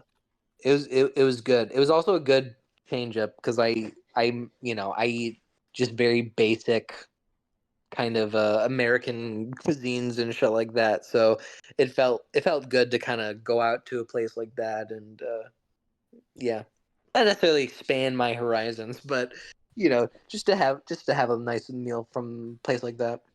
Yeah. But is that it for hibachi? I I think that was think it for like the whole day, so. right? Like there wasn't much else. Yeah, because we had Yeah. to get up early Yeah. So third for our day. Eddington. For our Eddington third day. So, who is this mysterious trainer? He's a gun guy. He does guns. So, yeah, me, Jesse, and Caleb and Allie, we all went shooting. Crazy, you know. That was absolutely insane. Um, yeah. Yeah. I mean, if you've been checking Jesse's social media, you must be like, whoa, like. Yeah, it was real. That shit was real, dude. It's I crazy. still I still need to upload the videos of me shooting, but I there's a pic of me shooting, and there's video of Allie and Caleb. I got tons of video of you that are super sick that obviously, the world will never get to have the pleasure of seeing. It's In the just for vault. us. Yeah. Um, what were we shooting? The HK-91, that fucking thing, where like every time you shot it, it was like a fucking blast. Where Bro, that shit was if you were crazy. dude, yeah, if you were standing behind it, it was like more intense than if you were actually shooting it. And you Yeah. could like almost feel the like just a wave like push you back almost with every shot. It was so intense, and we had to sit down in order to use it. Bro, and it was Um, crazy too because it was like just like the flames in Hibachi. Like it's kind of like you feel the force of the flames of like you firing this like I don't know 500-pound gun, whatever. You know, Hmm. and it's just the guns are heavy. You can feel death in these machines. You know. Dude, yeah, you like that's what's crazy about operating those guns is that you feel like you really do enter this like hyperspace where it's you and the gun and the sight, and it's like holy shit, the Yeah. just like the place you go to in that is pretty wild. um and like every time I shot that gun, I was like, I almost couldn't handle it. I was like, this is insane. This is so intense. And I think I shot like 4 times, Yeah. but like took like a lot. Like I would shoot it and then wait a second, shoot it again. Allie gets in there. She's just fucking Bruh. just over and over. She's just shooting boom, boom, boom, boom. Yeah. You can in the video, you can see the Yeah. gun literally being pushed back off the table every as she's just going boom, boom, boom. Like, and you can hear the trainer in the background going like, "Holy shit!" Yeah, yeah, yeah. And I love it too because you can see her hair flying back from the force. Like it just gets like boom, Yeah. boom, boom. Cause like yeah, like I was shooting it, like I had to take a couple of moments between each shot, like prepare myself. She's just like, That was fucking crazy. I was not yeah, expecting that. Yeah, you can see her hair like flip up and like whisk in the wind. Very action movie. Like, yeah, yeah, that was fucking nuts. it's Um, crazy. I and personally, I like the yeah. MP5 the most because it was just the most fun to shoot. I think the pistol was also cool, but um, the MP5 Oh was yeah, like, the the MP5 I felt like I was pretty accurate with. yeah, I felt like I was able to actually get off like headshots, and I was like, oh shit, I can be precise with this. Um, yeah, the handgun was pretty sick. They were yeah. all decked out with like uh silencers and shit. Yeah, which is funny too Um, because we were talking about it like so when we were first gearing up, like people were like, "Oh yeah, put on earmuffs. I don't know what they're called, and then also put in earbuds." And I was like, "This is yeah, overkill. Like, what are we doing this for? Like, I can't hear anybody." The yeah. second we walk into the range, it's like doom, and we're like, "What the fuck?" You All of know? us literally jumped. Like, Yeah. We we're like, were like, holy shit. it's like we were in a battlefield where it's so loud, and I was like, I was checking myself. I was like, are my earbuds incorrectly? Like, I need more, you know? Yeah, it was so loud. I couldn't believe that we were able to communicate at all in there with Yeah, some guy brought a gun in there that was so fucking loud. It was it was insane. It was louder than anything we brought for sure. Because yeah, every time he shot, it was like everyone looked over. It was like, holy crap. yeah. I mean, our trainer had the decency to put like silencers on stuff, which is really funny because silencers just actually like if you've ever heard a gun in a video game, that's actually what it sounds like with silencers. Like Yeah, real guns are loud as fuck, dude. They're just dude. yeah, Ever since then, I've watched a couple movies since, and I'm just like paying attention now to how people respond to the sound of guns going off. And it's kind of remarkable how sometimes like a gun will not make a sound at all, and everyone is just like very chill, you know. yeah, So you can really tell like who has taken the time to put in like the level of accuracy and detail to how it'd fucking be if you were next to a real gun going off like that. yeah. So I'm that was surprised. really eye. I'm surprised not every single boomer who served in World War II is deaf, because they're loud. Yeah. Yes. And speaking of World War II, Oh yeah, yeah, yeah. I your mean, trainer brought us a yeah, Nazi rifle. yeah. That shit was crazy. Like an actual SS Nazi rifle that had like the names or whatever on it. It was crazy. It was crazy. that That was amazing and truly SS Boys lore for the record books that we got to go shooting with an actual SS rifle. Yeah. Um, it was that was fucking nuts. We actually had to like yeah You have to uh do the bolt thing, whatever. It's a bolt yeah action, whatever. Rack, you know. you had to rack it. That's the word I was looking for. You actually had to rack it, It was which is so actually funny because sorry, go ahead. no. Yeah, continue. Well, I was gonna say in all the videos of us, like me, you, Caleb, Allie, like all of us, we we shoot it once, and then Yeah. we just sit there for a second, and then the trainer has to go, "You got to rack it," and then we all go, "Oh, okay." Yeah. Literally, all of us, we all do it. We all like pause and wait for a second, because we're like, "Why isn't it shooting?" And then he goes, "You got to rack it." Yeah. So, and then we all have a moment where we go, "Oh fuck," and we like because it's like it's fucking old. It's super hard and sturdy. So we're like fucking pounding this thing and trying to like use all our might to try and rack it into place. Um, Yeah. yeah, that shit was heavy duty and so much fun. And yeah, and we all just looked like total badasses with that It's fucking thing. it's funny too because the whole racking, like I scraped my hand on the sniper scope of the bolt action, actually cut myself. And I have footage of that. I have the actual Yeah. moment like where you do it and you can see you like hit your hand and then like a streak of blood instantly just appears. Like I perfectly caught the moment of you Yeah. cutting your hand like that. It's That was crazy. fucking crazy. Yeah, yeah. Yeah. But yeah, I And remember then that gun being the worst to shoot for sure. Just yeah, everything about it was tough, and the it's the so j- heavy. yeah, the kickback, it was just unpleasant, but it was like a cool piece of history, and I'm impressed by the people who used to fire with this thing because it sucks.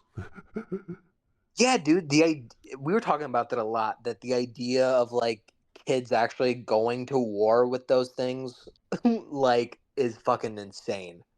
To legitimately be in a firefight using those tools Yeah. would be well, one difficult, but it would just be a lot.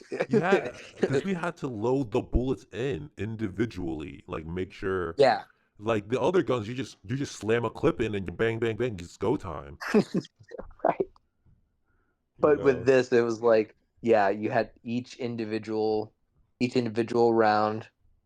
You had to cock it. You had to rack it each individual time. Yeah. Yeah, Um, and then we just got Chick-fil-A after. that was dope. Yeah, we got Chick-fil-A. That was awesome. But Just went across the street, got a bunch of chicken. like we were all talking, like you guys, like we're all kind of like, oh, maybe we should get a gun now. You know?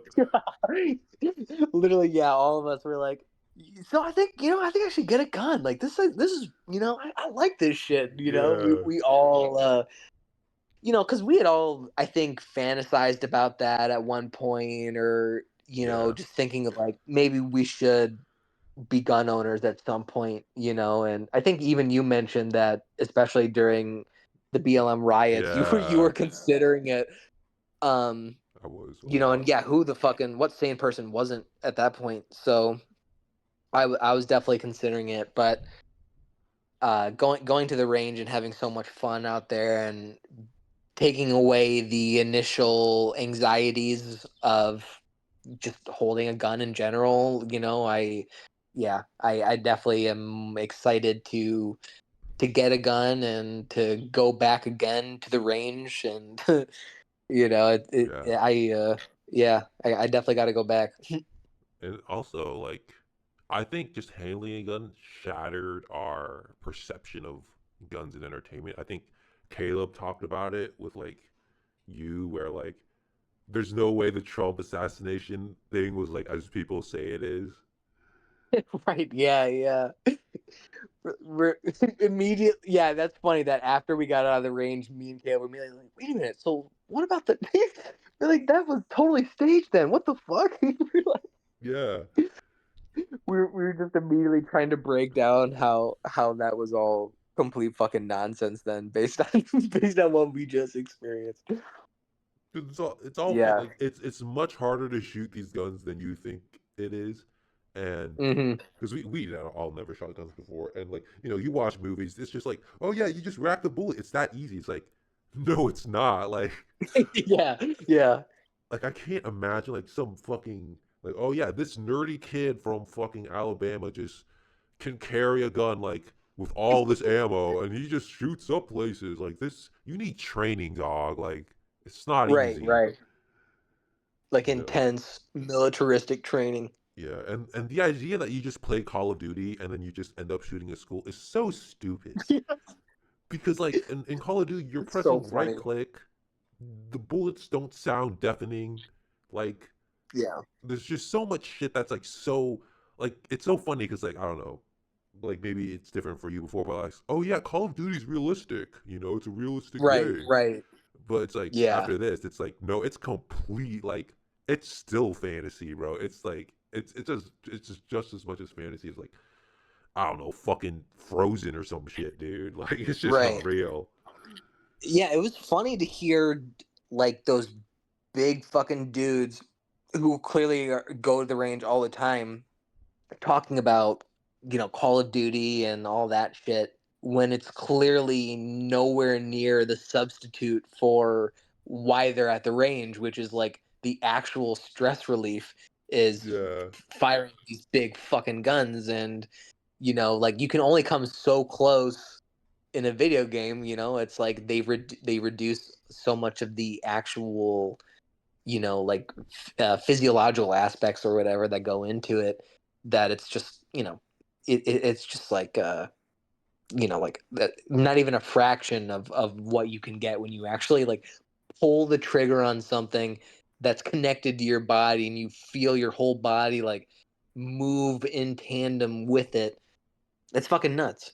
yeah. The idea that you could just like become a killing mowing machine like Nathan Drake in Uncharted is just like it's not real. Like I actually haven't killed a person yet, so I don't know if it's real. But like, it feels like Like a every single time you kill someone, it's like it would be personal. Like you would feel a connection to what you're shooting. It's so visceral. Yeah, dude. That's what I was feeling when we were shooting. That I was like, you enter this total crazy space when you are holding the gun and when you're aiming it to fire, where so it's like I can only imagine, you know, what that does to you when you actually are in that space, in that zone, and you actually use it to, take another life. It would it's yeah, you can imagine why people get PTSD from it, because it Yeah, must be a wholly, borderline spiritual sensation where you are like in a heightened reality or something. yeah. Like, yeah, because it's like it's not just like clicking a trigger. Like, imagine if you were in like I don't know Nam or some shit, and you're like you shot like you're 17 years old, you shot some like fucking 17-year-old Nam kid or some shit. Like, bro, your life has changed, dude. Yeah, yeah, yeah, dude. It's irrevocable. Yeah. Yeah. So Um. that was crazy, but Yeah, uh, it was a lot of fun. it demystified a lot of stuff, and then that was Highly recommend I people highly go to the recommend. range. Yeah, yeah, yeah, do that. It'll definitely change your perception on. I mean, we were already right wing, so but it changes. It just changes Right. your view, on guns. Yeah, it'll definitely take away any stigma you might have about it, and any anxieties you may have basically go out the window as soon as you're actually doing the fucking thing. And like the way they have it set up in there is so controlled and Yeah, so beyond safe that it was like once I was in there, I was like, oh man, I feel very comfortable being in here. yeah, I just felt like they had it nailed down to a science, like how to behave and operate yourself in a place like that. So and also like took all away these any. all these stupid fucking liberal movies where it's like, oh yeah, the kid just picked up a gun and then he just shot himself and his sister. It's like, no, like we actually had more trouble actually trying to fire the gun than the gun ever going off, like, Mm-hmm. accidentally. There was no Right. accidental shots. Like, it's actually extremely hard to get a gun to fire because there's like the safety. It's not only the safety. You have to rack it. You have to make sure all the clips are loaded. Like, there's so many ways for the gun to not fire than there is to fire, and there's just no That way. is Like, true. yeah, there's no way these liberal movies are real. Well, maybe there's one kid. There's one kid who figured out the safety. He saw his dad rack it, and then his dad didn't put it in the correct safe. Like, Well, no, maybe it's I'm speaking. clearly Yeah, made. It's just clearly made by people who have no experience whatsoever with it, yeah, and they just view it as a horror. It's yeah. just like that talking point.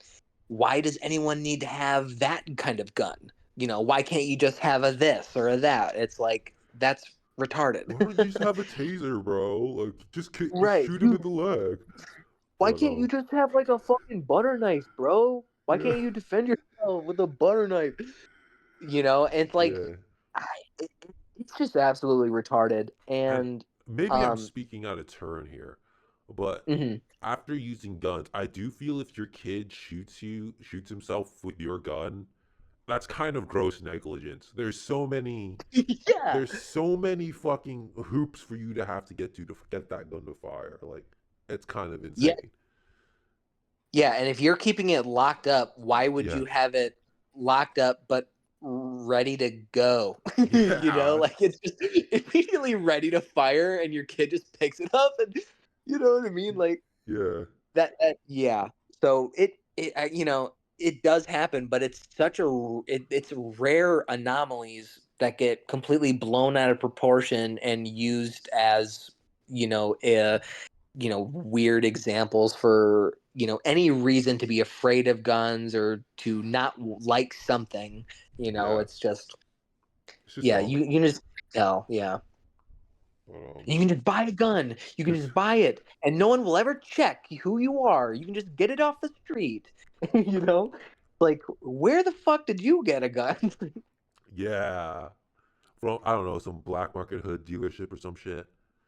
Right. Any lib movie, they either have to ignore the fact that it's hard to just like buy a gun casually, that there's actually a whole background check process Yeah, by being like, well, actually, there is no background check process, or they'll be like, well, he just got it off the black market, because anybody can just go and get a fucking gun off the black market. we just all know where the black market is that sells guns. We just all know Oh where it yeah, don't is. you know? Don't you know your buddy from the black market Yeah, who sells guns?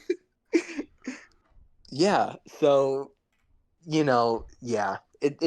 So anybody who even has any remote anxieties, even if they are pro Second Amendment but have anxieties about a gun, just go to the range. yeah. Just go to the It'll range. totally help. And this is speaking from a guy who has done it one time, Yeah, but had a blast doing it. it So was fucking yeah, fun. It was awesome. And I think, yeah, everybody enjoyed it. KALOB, Alley, everybody was like, yeah, this rules. yeah, dude, we were like on a high, we were like on a Yeah. buzz for a minute there. It It was was nuts. so funny where we're like, yeah, Caleb was asking for a gun, and also like Ali was like, yo, we should pick up a gun here, She's like, let's buy one now. Like no. She always just throws out ideas like that. I'm like, do I Yeah, have to tell you no? We can't yeah. do that. Um, I think man. after Chick-fil-A, we Caleb was shooting a music video, so we Oh went. yeah, yeah, yeah. That's we drove around. Basically we drove around going to cool nature spots Yeah, while I filmed him with my iPhone the whole time. that was sick. Um, I don't, how much of that footage will end up making the final music video, who's to say, but we got a couple pretty cool shots. I didn't have enough time or even the money really to coordinate with my school to get any like professional equipment or anything like that, and he didn't really talk to anybody, so we were just filming with the iPhone or whatever, but Yeah, it was fun. We drove by the lake. Um, uh, really just kind of cruised around, I guess, for Yeah, a while. it was epic. I mean, it was cool Yeah. seeing you in your element, getting shots, getting cool shit. You know, Yeah, and thank you. it was also Yeah, cool I love seeing that like trip. Caleb in his own element. Like, I don't know how else to say this. Like meeting Caleb and spending time with him. He is the Hmm. coolest guy ever. Okay, he is the Yeah. coolest guy ever, and like he doesn't care at all. You know, No. but Yeah. but but he He's does the care. ultimate cool He guy. does care deep down. We all know he cares, but he's the coolest guy, and it was cool to see him in his element, getting shots for the music video and shit like that. So Inhabiting his natural musician persona and just owning it yeah, completely. yeah, Yeah, and he just has a very natural, confident swagger about him that is undeniable. yeah. Yeah, and I love hanging out with him. I love being in his orbit. He uh, was epic yeah, for sure. yeah. Glad he's part of our our little unit. Glad he made the intro.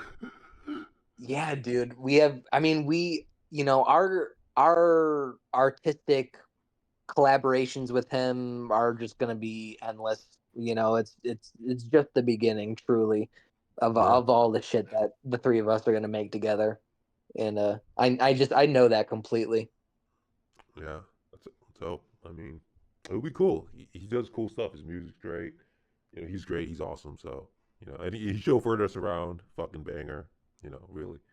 Really appreciate that from Caleb. So it was dope. Yeah, personal thank you, Caleb, because I know you're listening. Yeah, Thank you, dude, for driving us around, showing us all the cool spots, and really making my trip worth it. And yeah, yeah, I can't thank him enough. I can't thank you enough either, King, because I yeah, mean, meeting you was legendary, dude. It yeah. it it it had to happen, Same, like same.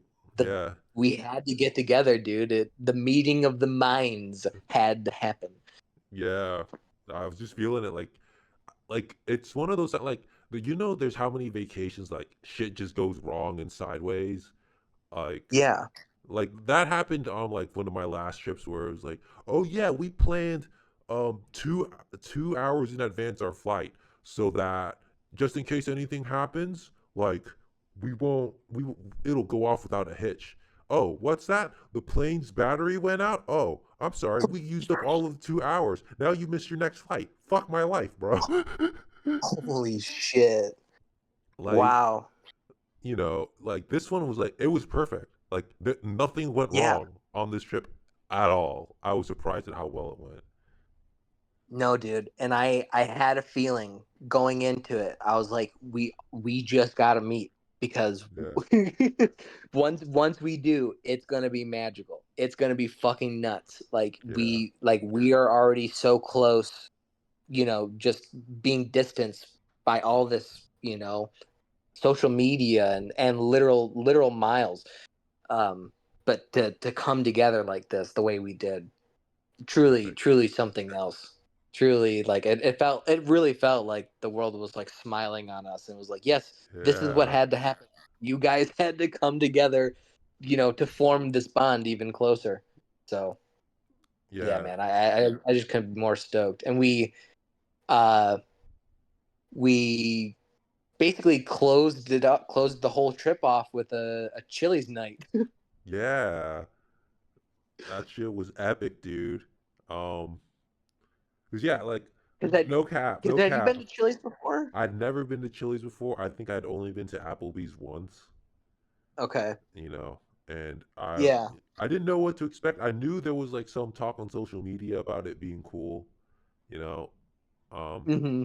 funny enough, I'll tell this. I actually, because of like the hype on social media, I had actually researched Chili's before in the sense that they had their CEO talking about stuff. And it was quite interesting actually, where he was talking about like Chili's was kind of like mid, but then Okay.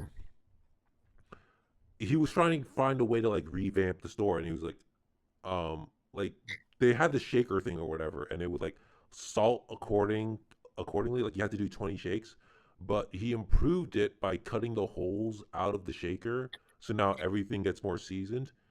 And I was like, oh, this is kind of quite interesting. It's like his whole entire point was like, the marketing doesn't really matter as long as you have like a good product. Like that's what keeps people coming back. And I was like, oh, okay, and Dude, that is so interesting. That seems to be the theme of the rabbit holes you've been going down lately. yeah, it's always been product. Like every single smart guy that's done anything interesting, it feels like, is like product comes first. Like that's what matters the most. And it makes sense, but like so many people get caught up on like this marketing scheme where how do I build my audience? How do I XYZ this or that? Hmm. And I think just for me personally, and maybe I mean, something I encourage is just your product has to be rock solid first. You know, as long as you know your product is good, everything else doesn't matter. Like the marketing just builds on. But if you have a Yeah. shitty product and your marketing is great, that's just a failure because people are going to be wowed by your marketing, and then like if they do your thing, it just sucks. Yeah, it's just a big letdown because of all the Yeah. promise that was, that was given or whatever in the buildup. Yeah, and again, like going back, like I actually went to Chili's and I was like, okay, there's all this hype, and then I actually ate there. It's banging, dude. Like it was actually really good. And people are all like, it's just microwavable food. I don't care, okay? It was It's the good. best. What? It's good. Yeah, it was the best place I had eaten at all week. And I actually took Yeah. leftovers, which I never do. Like you saw, I never Yeah, it take was better leftovers. than hibachi. It was better than hibachi. Shit was like fucking banging. I was like, this is actually really good. Like everything, the cheese pool, the flavors, everything is actually advertised. It's actually really good. We had to do the cheese pull because Yeah, it's always on social media. Like, make sure you get that epic fucking cheese pull, and yeah, it was an incredible fucking cheese pull. Those fried mozzarella bars. yeah. Holy shit, that was so good. And everything else Allie was was good super too. stoked. Oh, yeah, Allie was so stoked because she's like, that's she always goes to Chili's with her girlfriends. She's like, yeah, oh my god, this is like for you, but like for your boyfriend. I was like, yeah, dude, we're broing down at Chili's. So, yeah, and when she found out that you had never been there, she's like, oh my god, he gets to have the Chili's experience. So yeah, she was so excited, and then we both got the triple dippers, which yeah. was just fucking so kino. It was. Again, I'm just so surprised that like the quality was actually that good. I'm just flabbergasted because I have eaten at a lot of places and like this was actually in the better half, I'd say, for sure, in terms of just It's how everything definitely tasted. it's like it's one of those restaurants where it's like mainstream enough where people can make jokes about it and like like ironic self like deprecating jokes or jokes being like only trash people go to fucking Chili's and Yeah, Applebee's and stuff like that.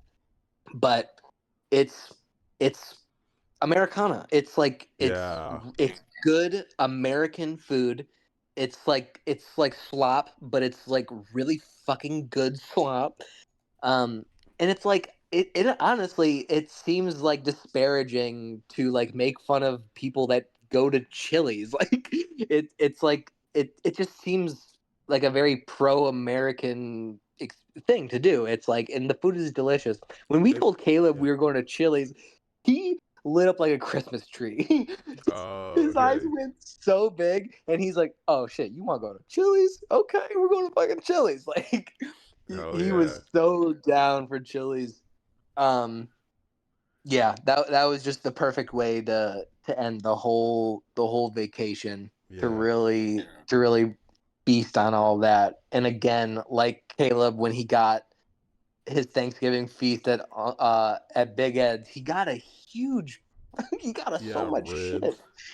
He got a bunch, yeah, dude, like a fucking whole thing of ribs. Yeah. Yeah. Oh man, he And got a did whole fucking thing. did he put a hot sauce on that too? I, I don't remember. I I would not know be surprised though. I know he put hot sauce on his Chick-fil-A. He ate it with buffalo sauce. Yeah, dude. Yeah. He got the hot buffalo sauce. I was like, holy I shit, think he bro. also ate it with like the spicy chicken sandwich, bro. Was going all out. God, dude, I can't do that shit. Yeah. I'm my taste buds. It's like I can handle like a little bit of that stuff here and there, but I'm a total pussy when it comes to that extremely hot shit. No, Caleb was killing it for sure, for sure. That was You know, nuts. and like just yeah, like just Chili's in general. Like it's not just the monster. Like the chicken, like it was really good. Like I was surprised. Like everything was really. I was just yeah. I keep saying the same thing over and over, but Chili, the hype is real. Like it's the new McDonald's. You know, I'm saying it. As long as they keep this quality up, it's kind of like the new McDonald's, honestly. Because Oh isn't yeah, doesn't it basically cost the same nowadays to like eat at Chili's than it is to eat at fast food? honestly, yeah. Yeah. If you're not using, well, McDonald's has an app now, and Okay. that definitely helps quite a bit because there's always like deals and shit you can get on there like that take like a good chunk of your bill down or whatever. Yeah. And the more you eat there, the more you can build up points to get free shit when you're there. But Hmm. the quality isn't Chili's quality, Dude. and at a certain point, you would just be spending around the same money. I'm Um, like I'm terrified of fast food because I feel like the quality has gone down. I don't eat out it anymore. has You know? it has gone so dramatically down, and the way more expensive too, which Yeah. is very you know not the combo you want. Where Yeah. it's just like, oh, this is actually getting fucking worse, and I have to pay more for it. Yeah. Which is again why Chili's was so cool because like everything tasted great, you know, and it is just Americana, you know. I've eaten at like a lot of places where it's like, oh yeah, we only had the 14 ravioli and it's cost 20. It sucks, bro. It fucking sucks, dude. Right. You know, these Yeah. portions are fucking tiny. I don't care that this is like some Mediterranean shrimp from fucking. It tastes like garbage. Okay, it doesn't taste like Yeah. garbage, Not what you want but to eat. yeah, Not it's what you just want to it's not eat. it's not it doesn't taste good. Okay, I'm sorry, but No, dude. Chili's fulfills the soul, dude. It yeah, it nourishes the spirit. That food is so fucking good. Like, yeah, dude. The sliders are amazing. Chicken's good. yeah, Anything you get there, I'd imagine. And you can, Allie also got shit face there. yeah, You can just get trashed with your friends and eat the best food. That's the point of Chili's, and that's like the most American thing I can think of, honestly. it's fucking American, bro. Yeah, dude, just like getting trashed with your best friends, eating really good food that isn't foreign. Yeah, right. Fucking hibachi. None of this foreign shit. Only American Chili's. Let's go.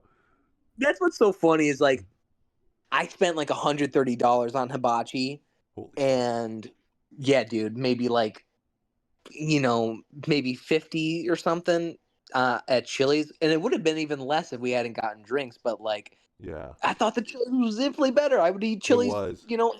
7 times out of the week. But, hibachi was a fun experience. I'm really glad we did that and shit. But like, the Chili's, the Yeah, Chili's, dude. That's where it's like, oh, we get a real good, nice, fucking greasy meal, dude. Yeah, it just like fed all of our deepest desires. Chili's is goaded straight up. But Yep, yeah, 10 out of 10. after that, we pretty much took final goodbye photos and you Yep, know said our uh, goodbyes, yeah, and then dropped everybody off. yeah, dropped everybody off and I said goodbye to you guys. It was super fun, and then I flew back obviously, so that's hmm how it was. But you said you like drove back. You had stories on the road. Oh, sorta. I mean, because the driving there, we split the trip up into two drives over 2 days. But I had work. We both had work on Monday, so we had to spend all of Sunday driving back to Michigan. Holy fuck. So that yeah, so I drove for about 9 hours before I started to feel myself like like um like drifting off behind the wheel, and I did it once. I was like, oh, that's not good. Yeah. And then I started to do it a second time, and I hit Allie. I'm like, Allie, okay, you you gotta, I'm literally about to fall asleep. You gotta hop in here. You gotta take us the rest of the way home. Luckily, that was only, there's only 2 hours left of the trip, but I Yeah. literally was driving from like 5 till like 2 in the afternoon, and I was so fucking delirious, and I was just like, all right, you gotta take the wheel. So I slept for the last 2 hours or so. Um, yeah, it's like uh, not too many crazy things happened on the way back. It was just fucking crazy having to having to drive 9 straight hours, uh, getting delirious as shit. Um, Yeah, I can't imagine it doing that that and then having to go to work on Monday. That's insane, bro. Yeah, dude, I was like a fucking zombie. I have no idea how I did that shit. I'm still impressed with myself because I'm not, I haven't done that much traveling in my life. I've Yeah. really only gone, outside of Michigan a couple times to, bordering places, and I was in Florida once in 8th grade. So it's just like for me to drive myself across multiple states, fucking that long, just to meet all you guys. Yeah, it was just a big, it was like a big stepping stone in my life. It kind of felt like. Yeah. So Same. I, It felt I, like I different definitely, chapter, yeah. yeah, it felt like a landmark. Yeah, for sure. For sure a landmark in our lives. And like, okay, Absolutely. this is the vibe now. This is where we're going, this is where we're heading in life. Yeah, So absolutely, dude. Because I want to, like I was saying, I'd like to at least come out, every other year or something like that. I feel like that's pretty doable. If, once a year is probably a bit much, but every other year, I could definitely try and definitely make the trip out. Or me and you got to try and, because if Caleb's always on the move and shit. So even if yeah. he ends up going somewhere, who knows? Me and you still have to figure out where we can meet up and shit. Yeah. I mean I'll have to figure out because I'm like a homebody that like never barely goes anywhere. So Right, right. we'll see, we'll see. But that's like a couple years from now. I'll have to get myself situated and stuff like that, and see where things are 6 months from now. Even just life shit. So Well, it's fun. We'll get you out of the house a couple days out of the year. yeah, yeah, yeah. We'll do it. We'll get shit done. We'll get shit done. We'll definitely. Absolutely. I know we will. This wasn't the last time we'll ever hang out for sure. Hell yeah, dude. Yeah, that was pretty much it. I mean, That was the whole trip. oh, we're coming up. Yeah, we're coming up on 2 hours 30. I mean, it's pretty much pretty good place to end. I mean, it was dope, and Yeah. yeah, you if you can definitely meet up with your boys in real life. Shit rules. It really does. Transcend the screen, because Yeah, hanging out in person is infinitely better and more rewarding than just waiting for people to be online, or yeah, playing tag and messages, or even just fantasizing about man, it would be cool one day to hang out. Just go fucking do it. yeah. Like, figure it out, and that's what we did. And I couldn't be happier. I really couldn't be happier. I've been on such a high since I came back. Shit is awesome, dude. Love it. Same. I mean, I just, it's helped propel me, and just the friendships in general have been propelling me to be more productive and not just laze around and, you know, sleep my whole day away. Yeah, For sure. dude. I think me and you have had a lot of impact on each other, and the For way sure. we're kind of going through the world right now, and even the way we're making our art. I think it's just this friendship, and the friendships we continue to make have been having big impacts on us. For sure. Yeah, I feel like it's starting like it's so weird. I feel like our shit is finally taking off in a weird way. I mean, we're not huge yet, but it's just it's a good vibe. Yeah. We're doing what we need to do, you know. Slowly but surely, chugging along, making our voices heard. All right. Well, Oh, do you want to mention? yeah. Well, I was gonna say I'll be Okay. signing off now, but you know, speaking of influence, so Phil Roth and Jesse Larkins, they convinced me. They were like, "You should make it physical." You know what? I was like, "You know what? You're right." So I actually have the proof copy with me right now, and I'm reading through it. I guess. So Hate Spree 2 will be physical and ebook soon on Amazon. It'll Whoop. be out. Yeah. I don't know when. I don't know when because I still need to check it. But they're basically done. I just need to like double check, and then also Hate Spree 1 will be available. I'm gonna do that right after I do Hate Spree 2. So you know, we're gonna make it happen. You guys will have physical copies able to be in your hands. You can buy the ebook, whatever. I mean, you can download it for free. I'm never taking that away. But if for some odd reason you would rather read it on your Kindle, fucking go for it, bro. You know, so The pics you sent of the physical copy look so incredible. yeah, Everybody needs to buy it when it comes out. You need this in your collection. It's an aesthetic art piece that you just want to have. You're just gonna want it. It's the coolest fucking looking book in our scene. yeah, Yeah, dude. When it comes out, you better fucking buy it and support SS Boys. If you haven't bought Soap Scum, buy Soap Scum and buy Hate Spree 2 when it comes out, so that you can read your favorite podcast. yeah. It's also it's gonna be 1488. I'm putting my foot down. It's gonna be 1488. So you After know, much deliberation, the after much price after much 1488. deliberation, will Amazon ban me? Nah. Will this go over their heads? Yeah. All right. Yeah, yeah. So, you got anything else to say? I mean, you know, buy soap scum on Amazon. Yeah, basically my my authoritative call to the wind just now. That's basically what I'm saying. You got to buy my book in order to be a true fan of the SS Boys, the SS podcast. You have to buy Soap Scum on Amazon today, published through Anxiety Press, ladies and gentlemen. And yeah, you've been listening to Jesse Larkins. Yeah, all right. Skin cringe. You know how it is. Twitter, Substack, Hate Spree 2, whatever. Signing out. All right. Have a good one, guys.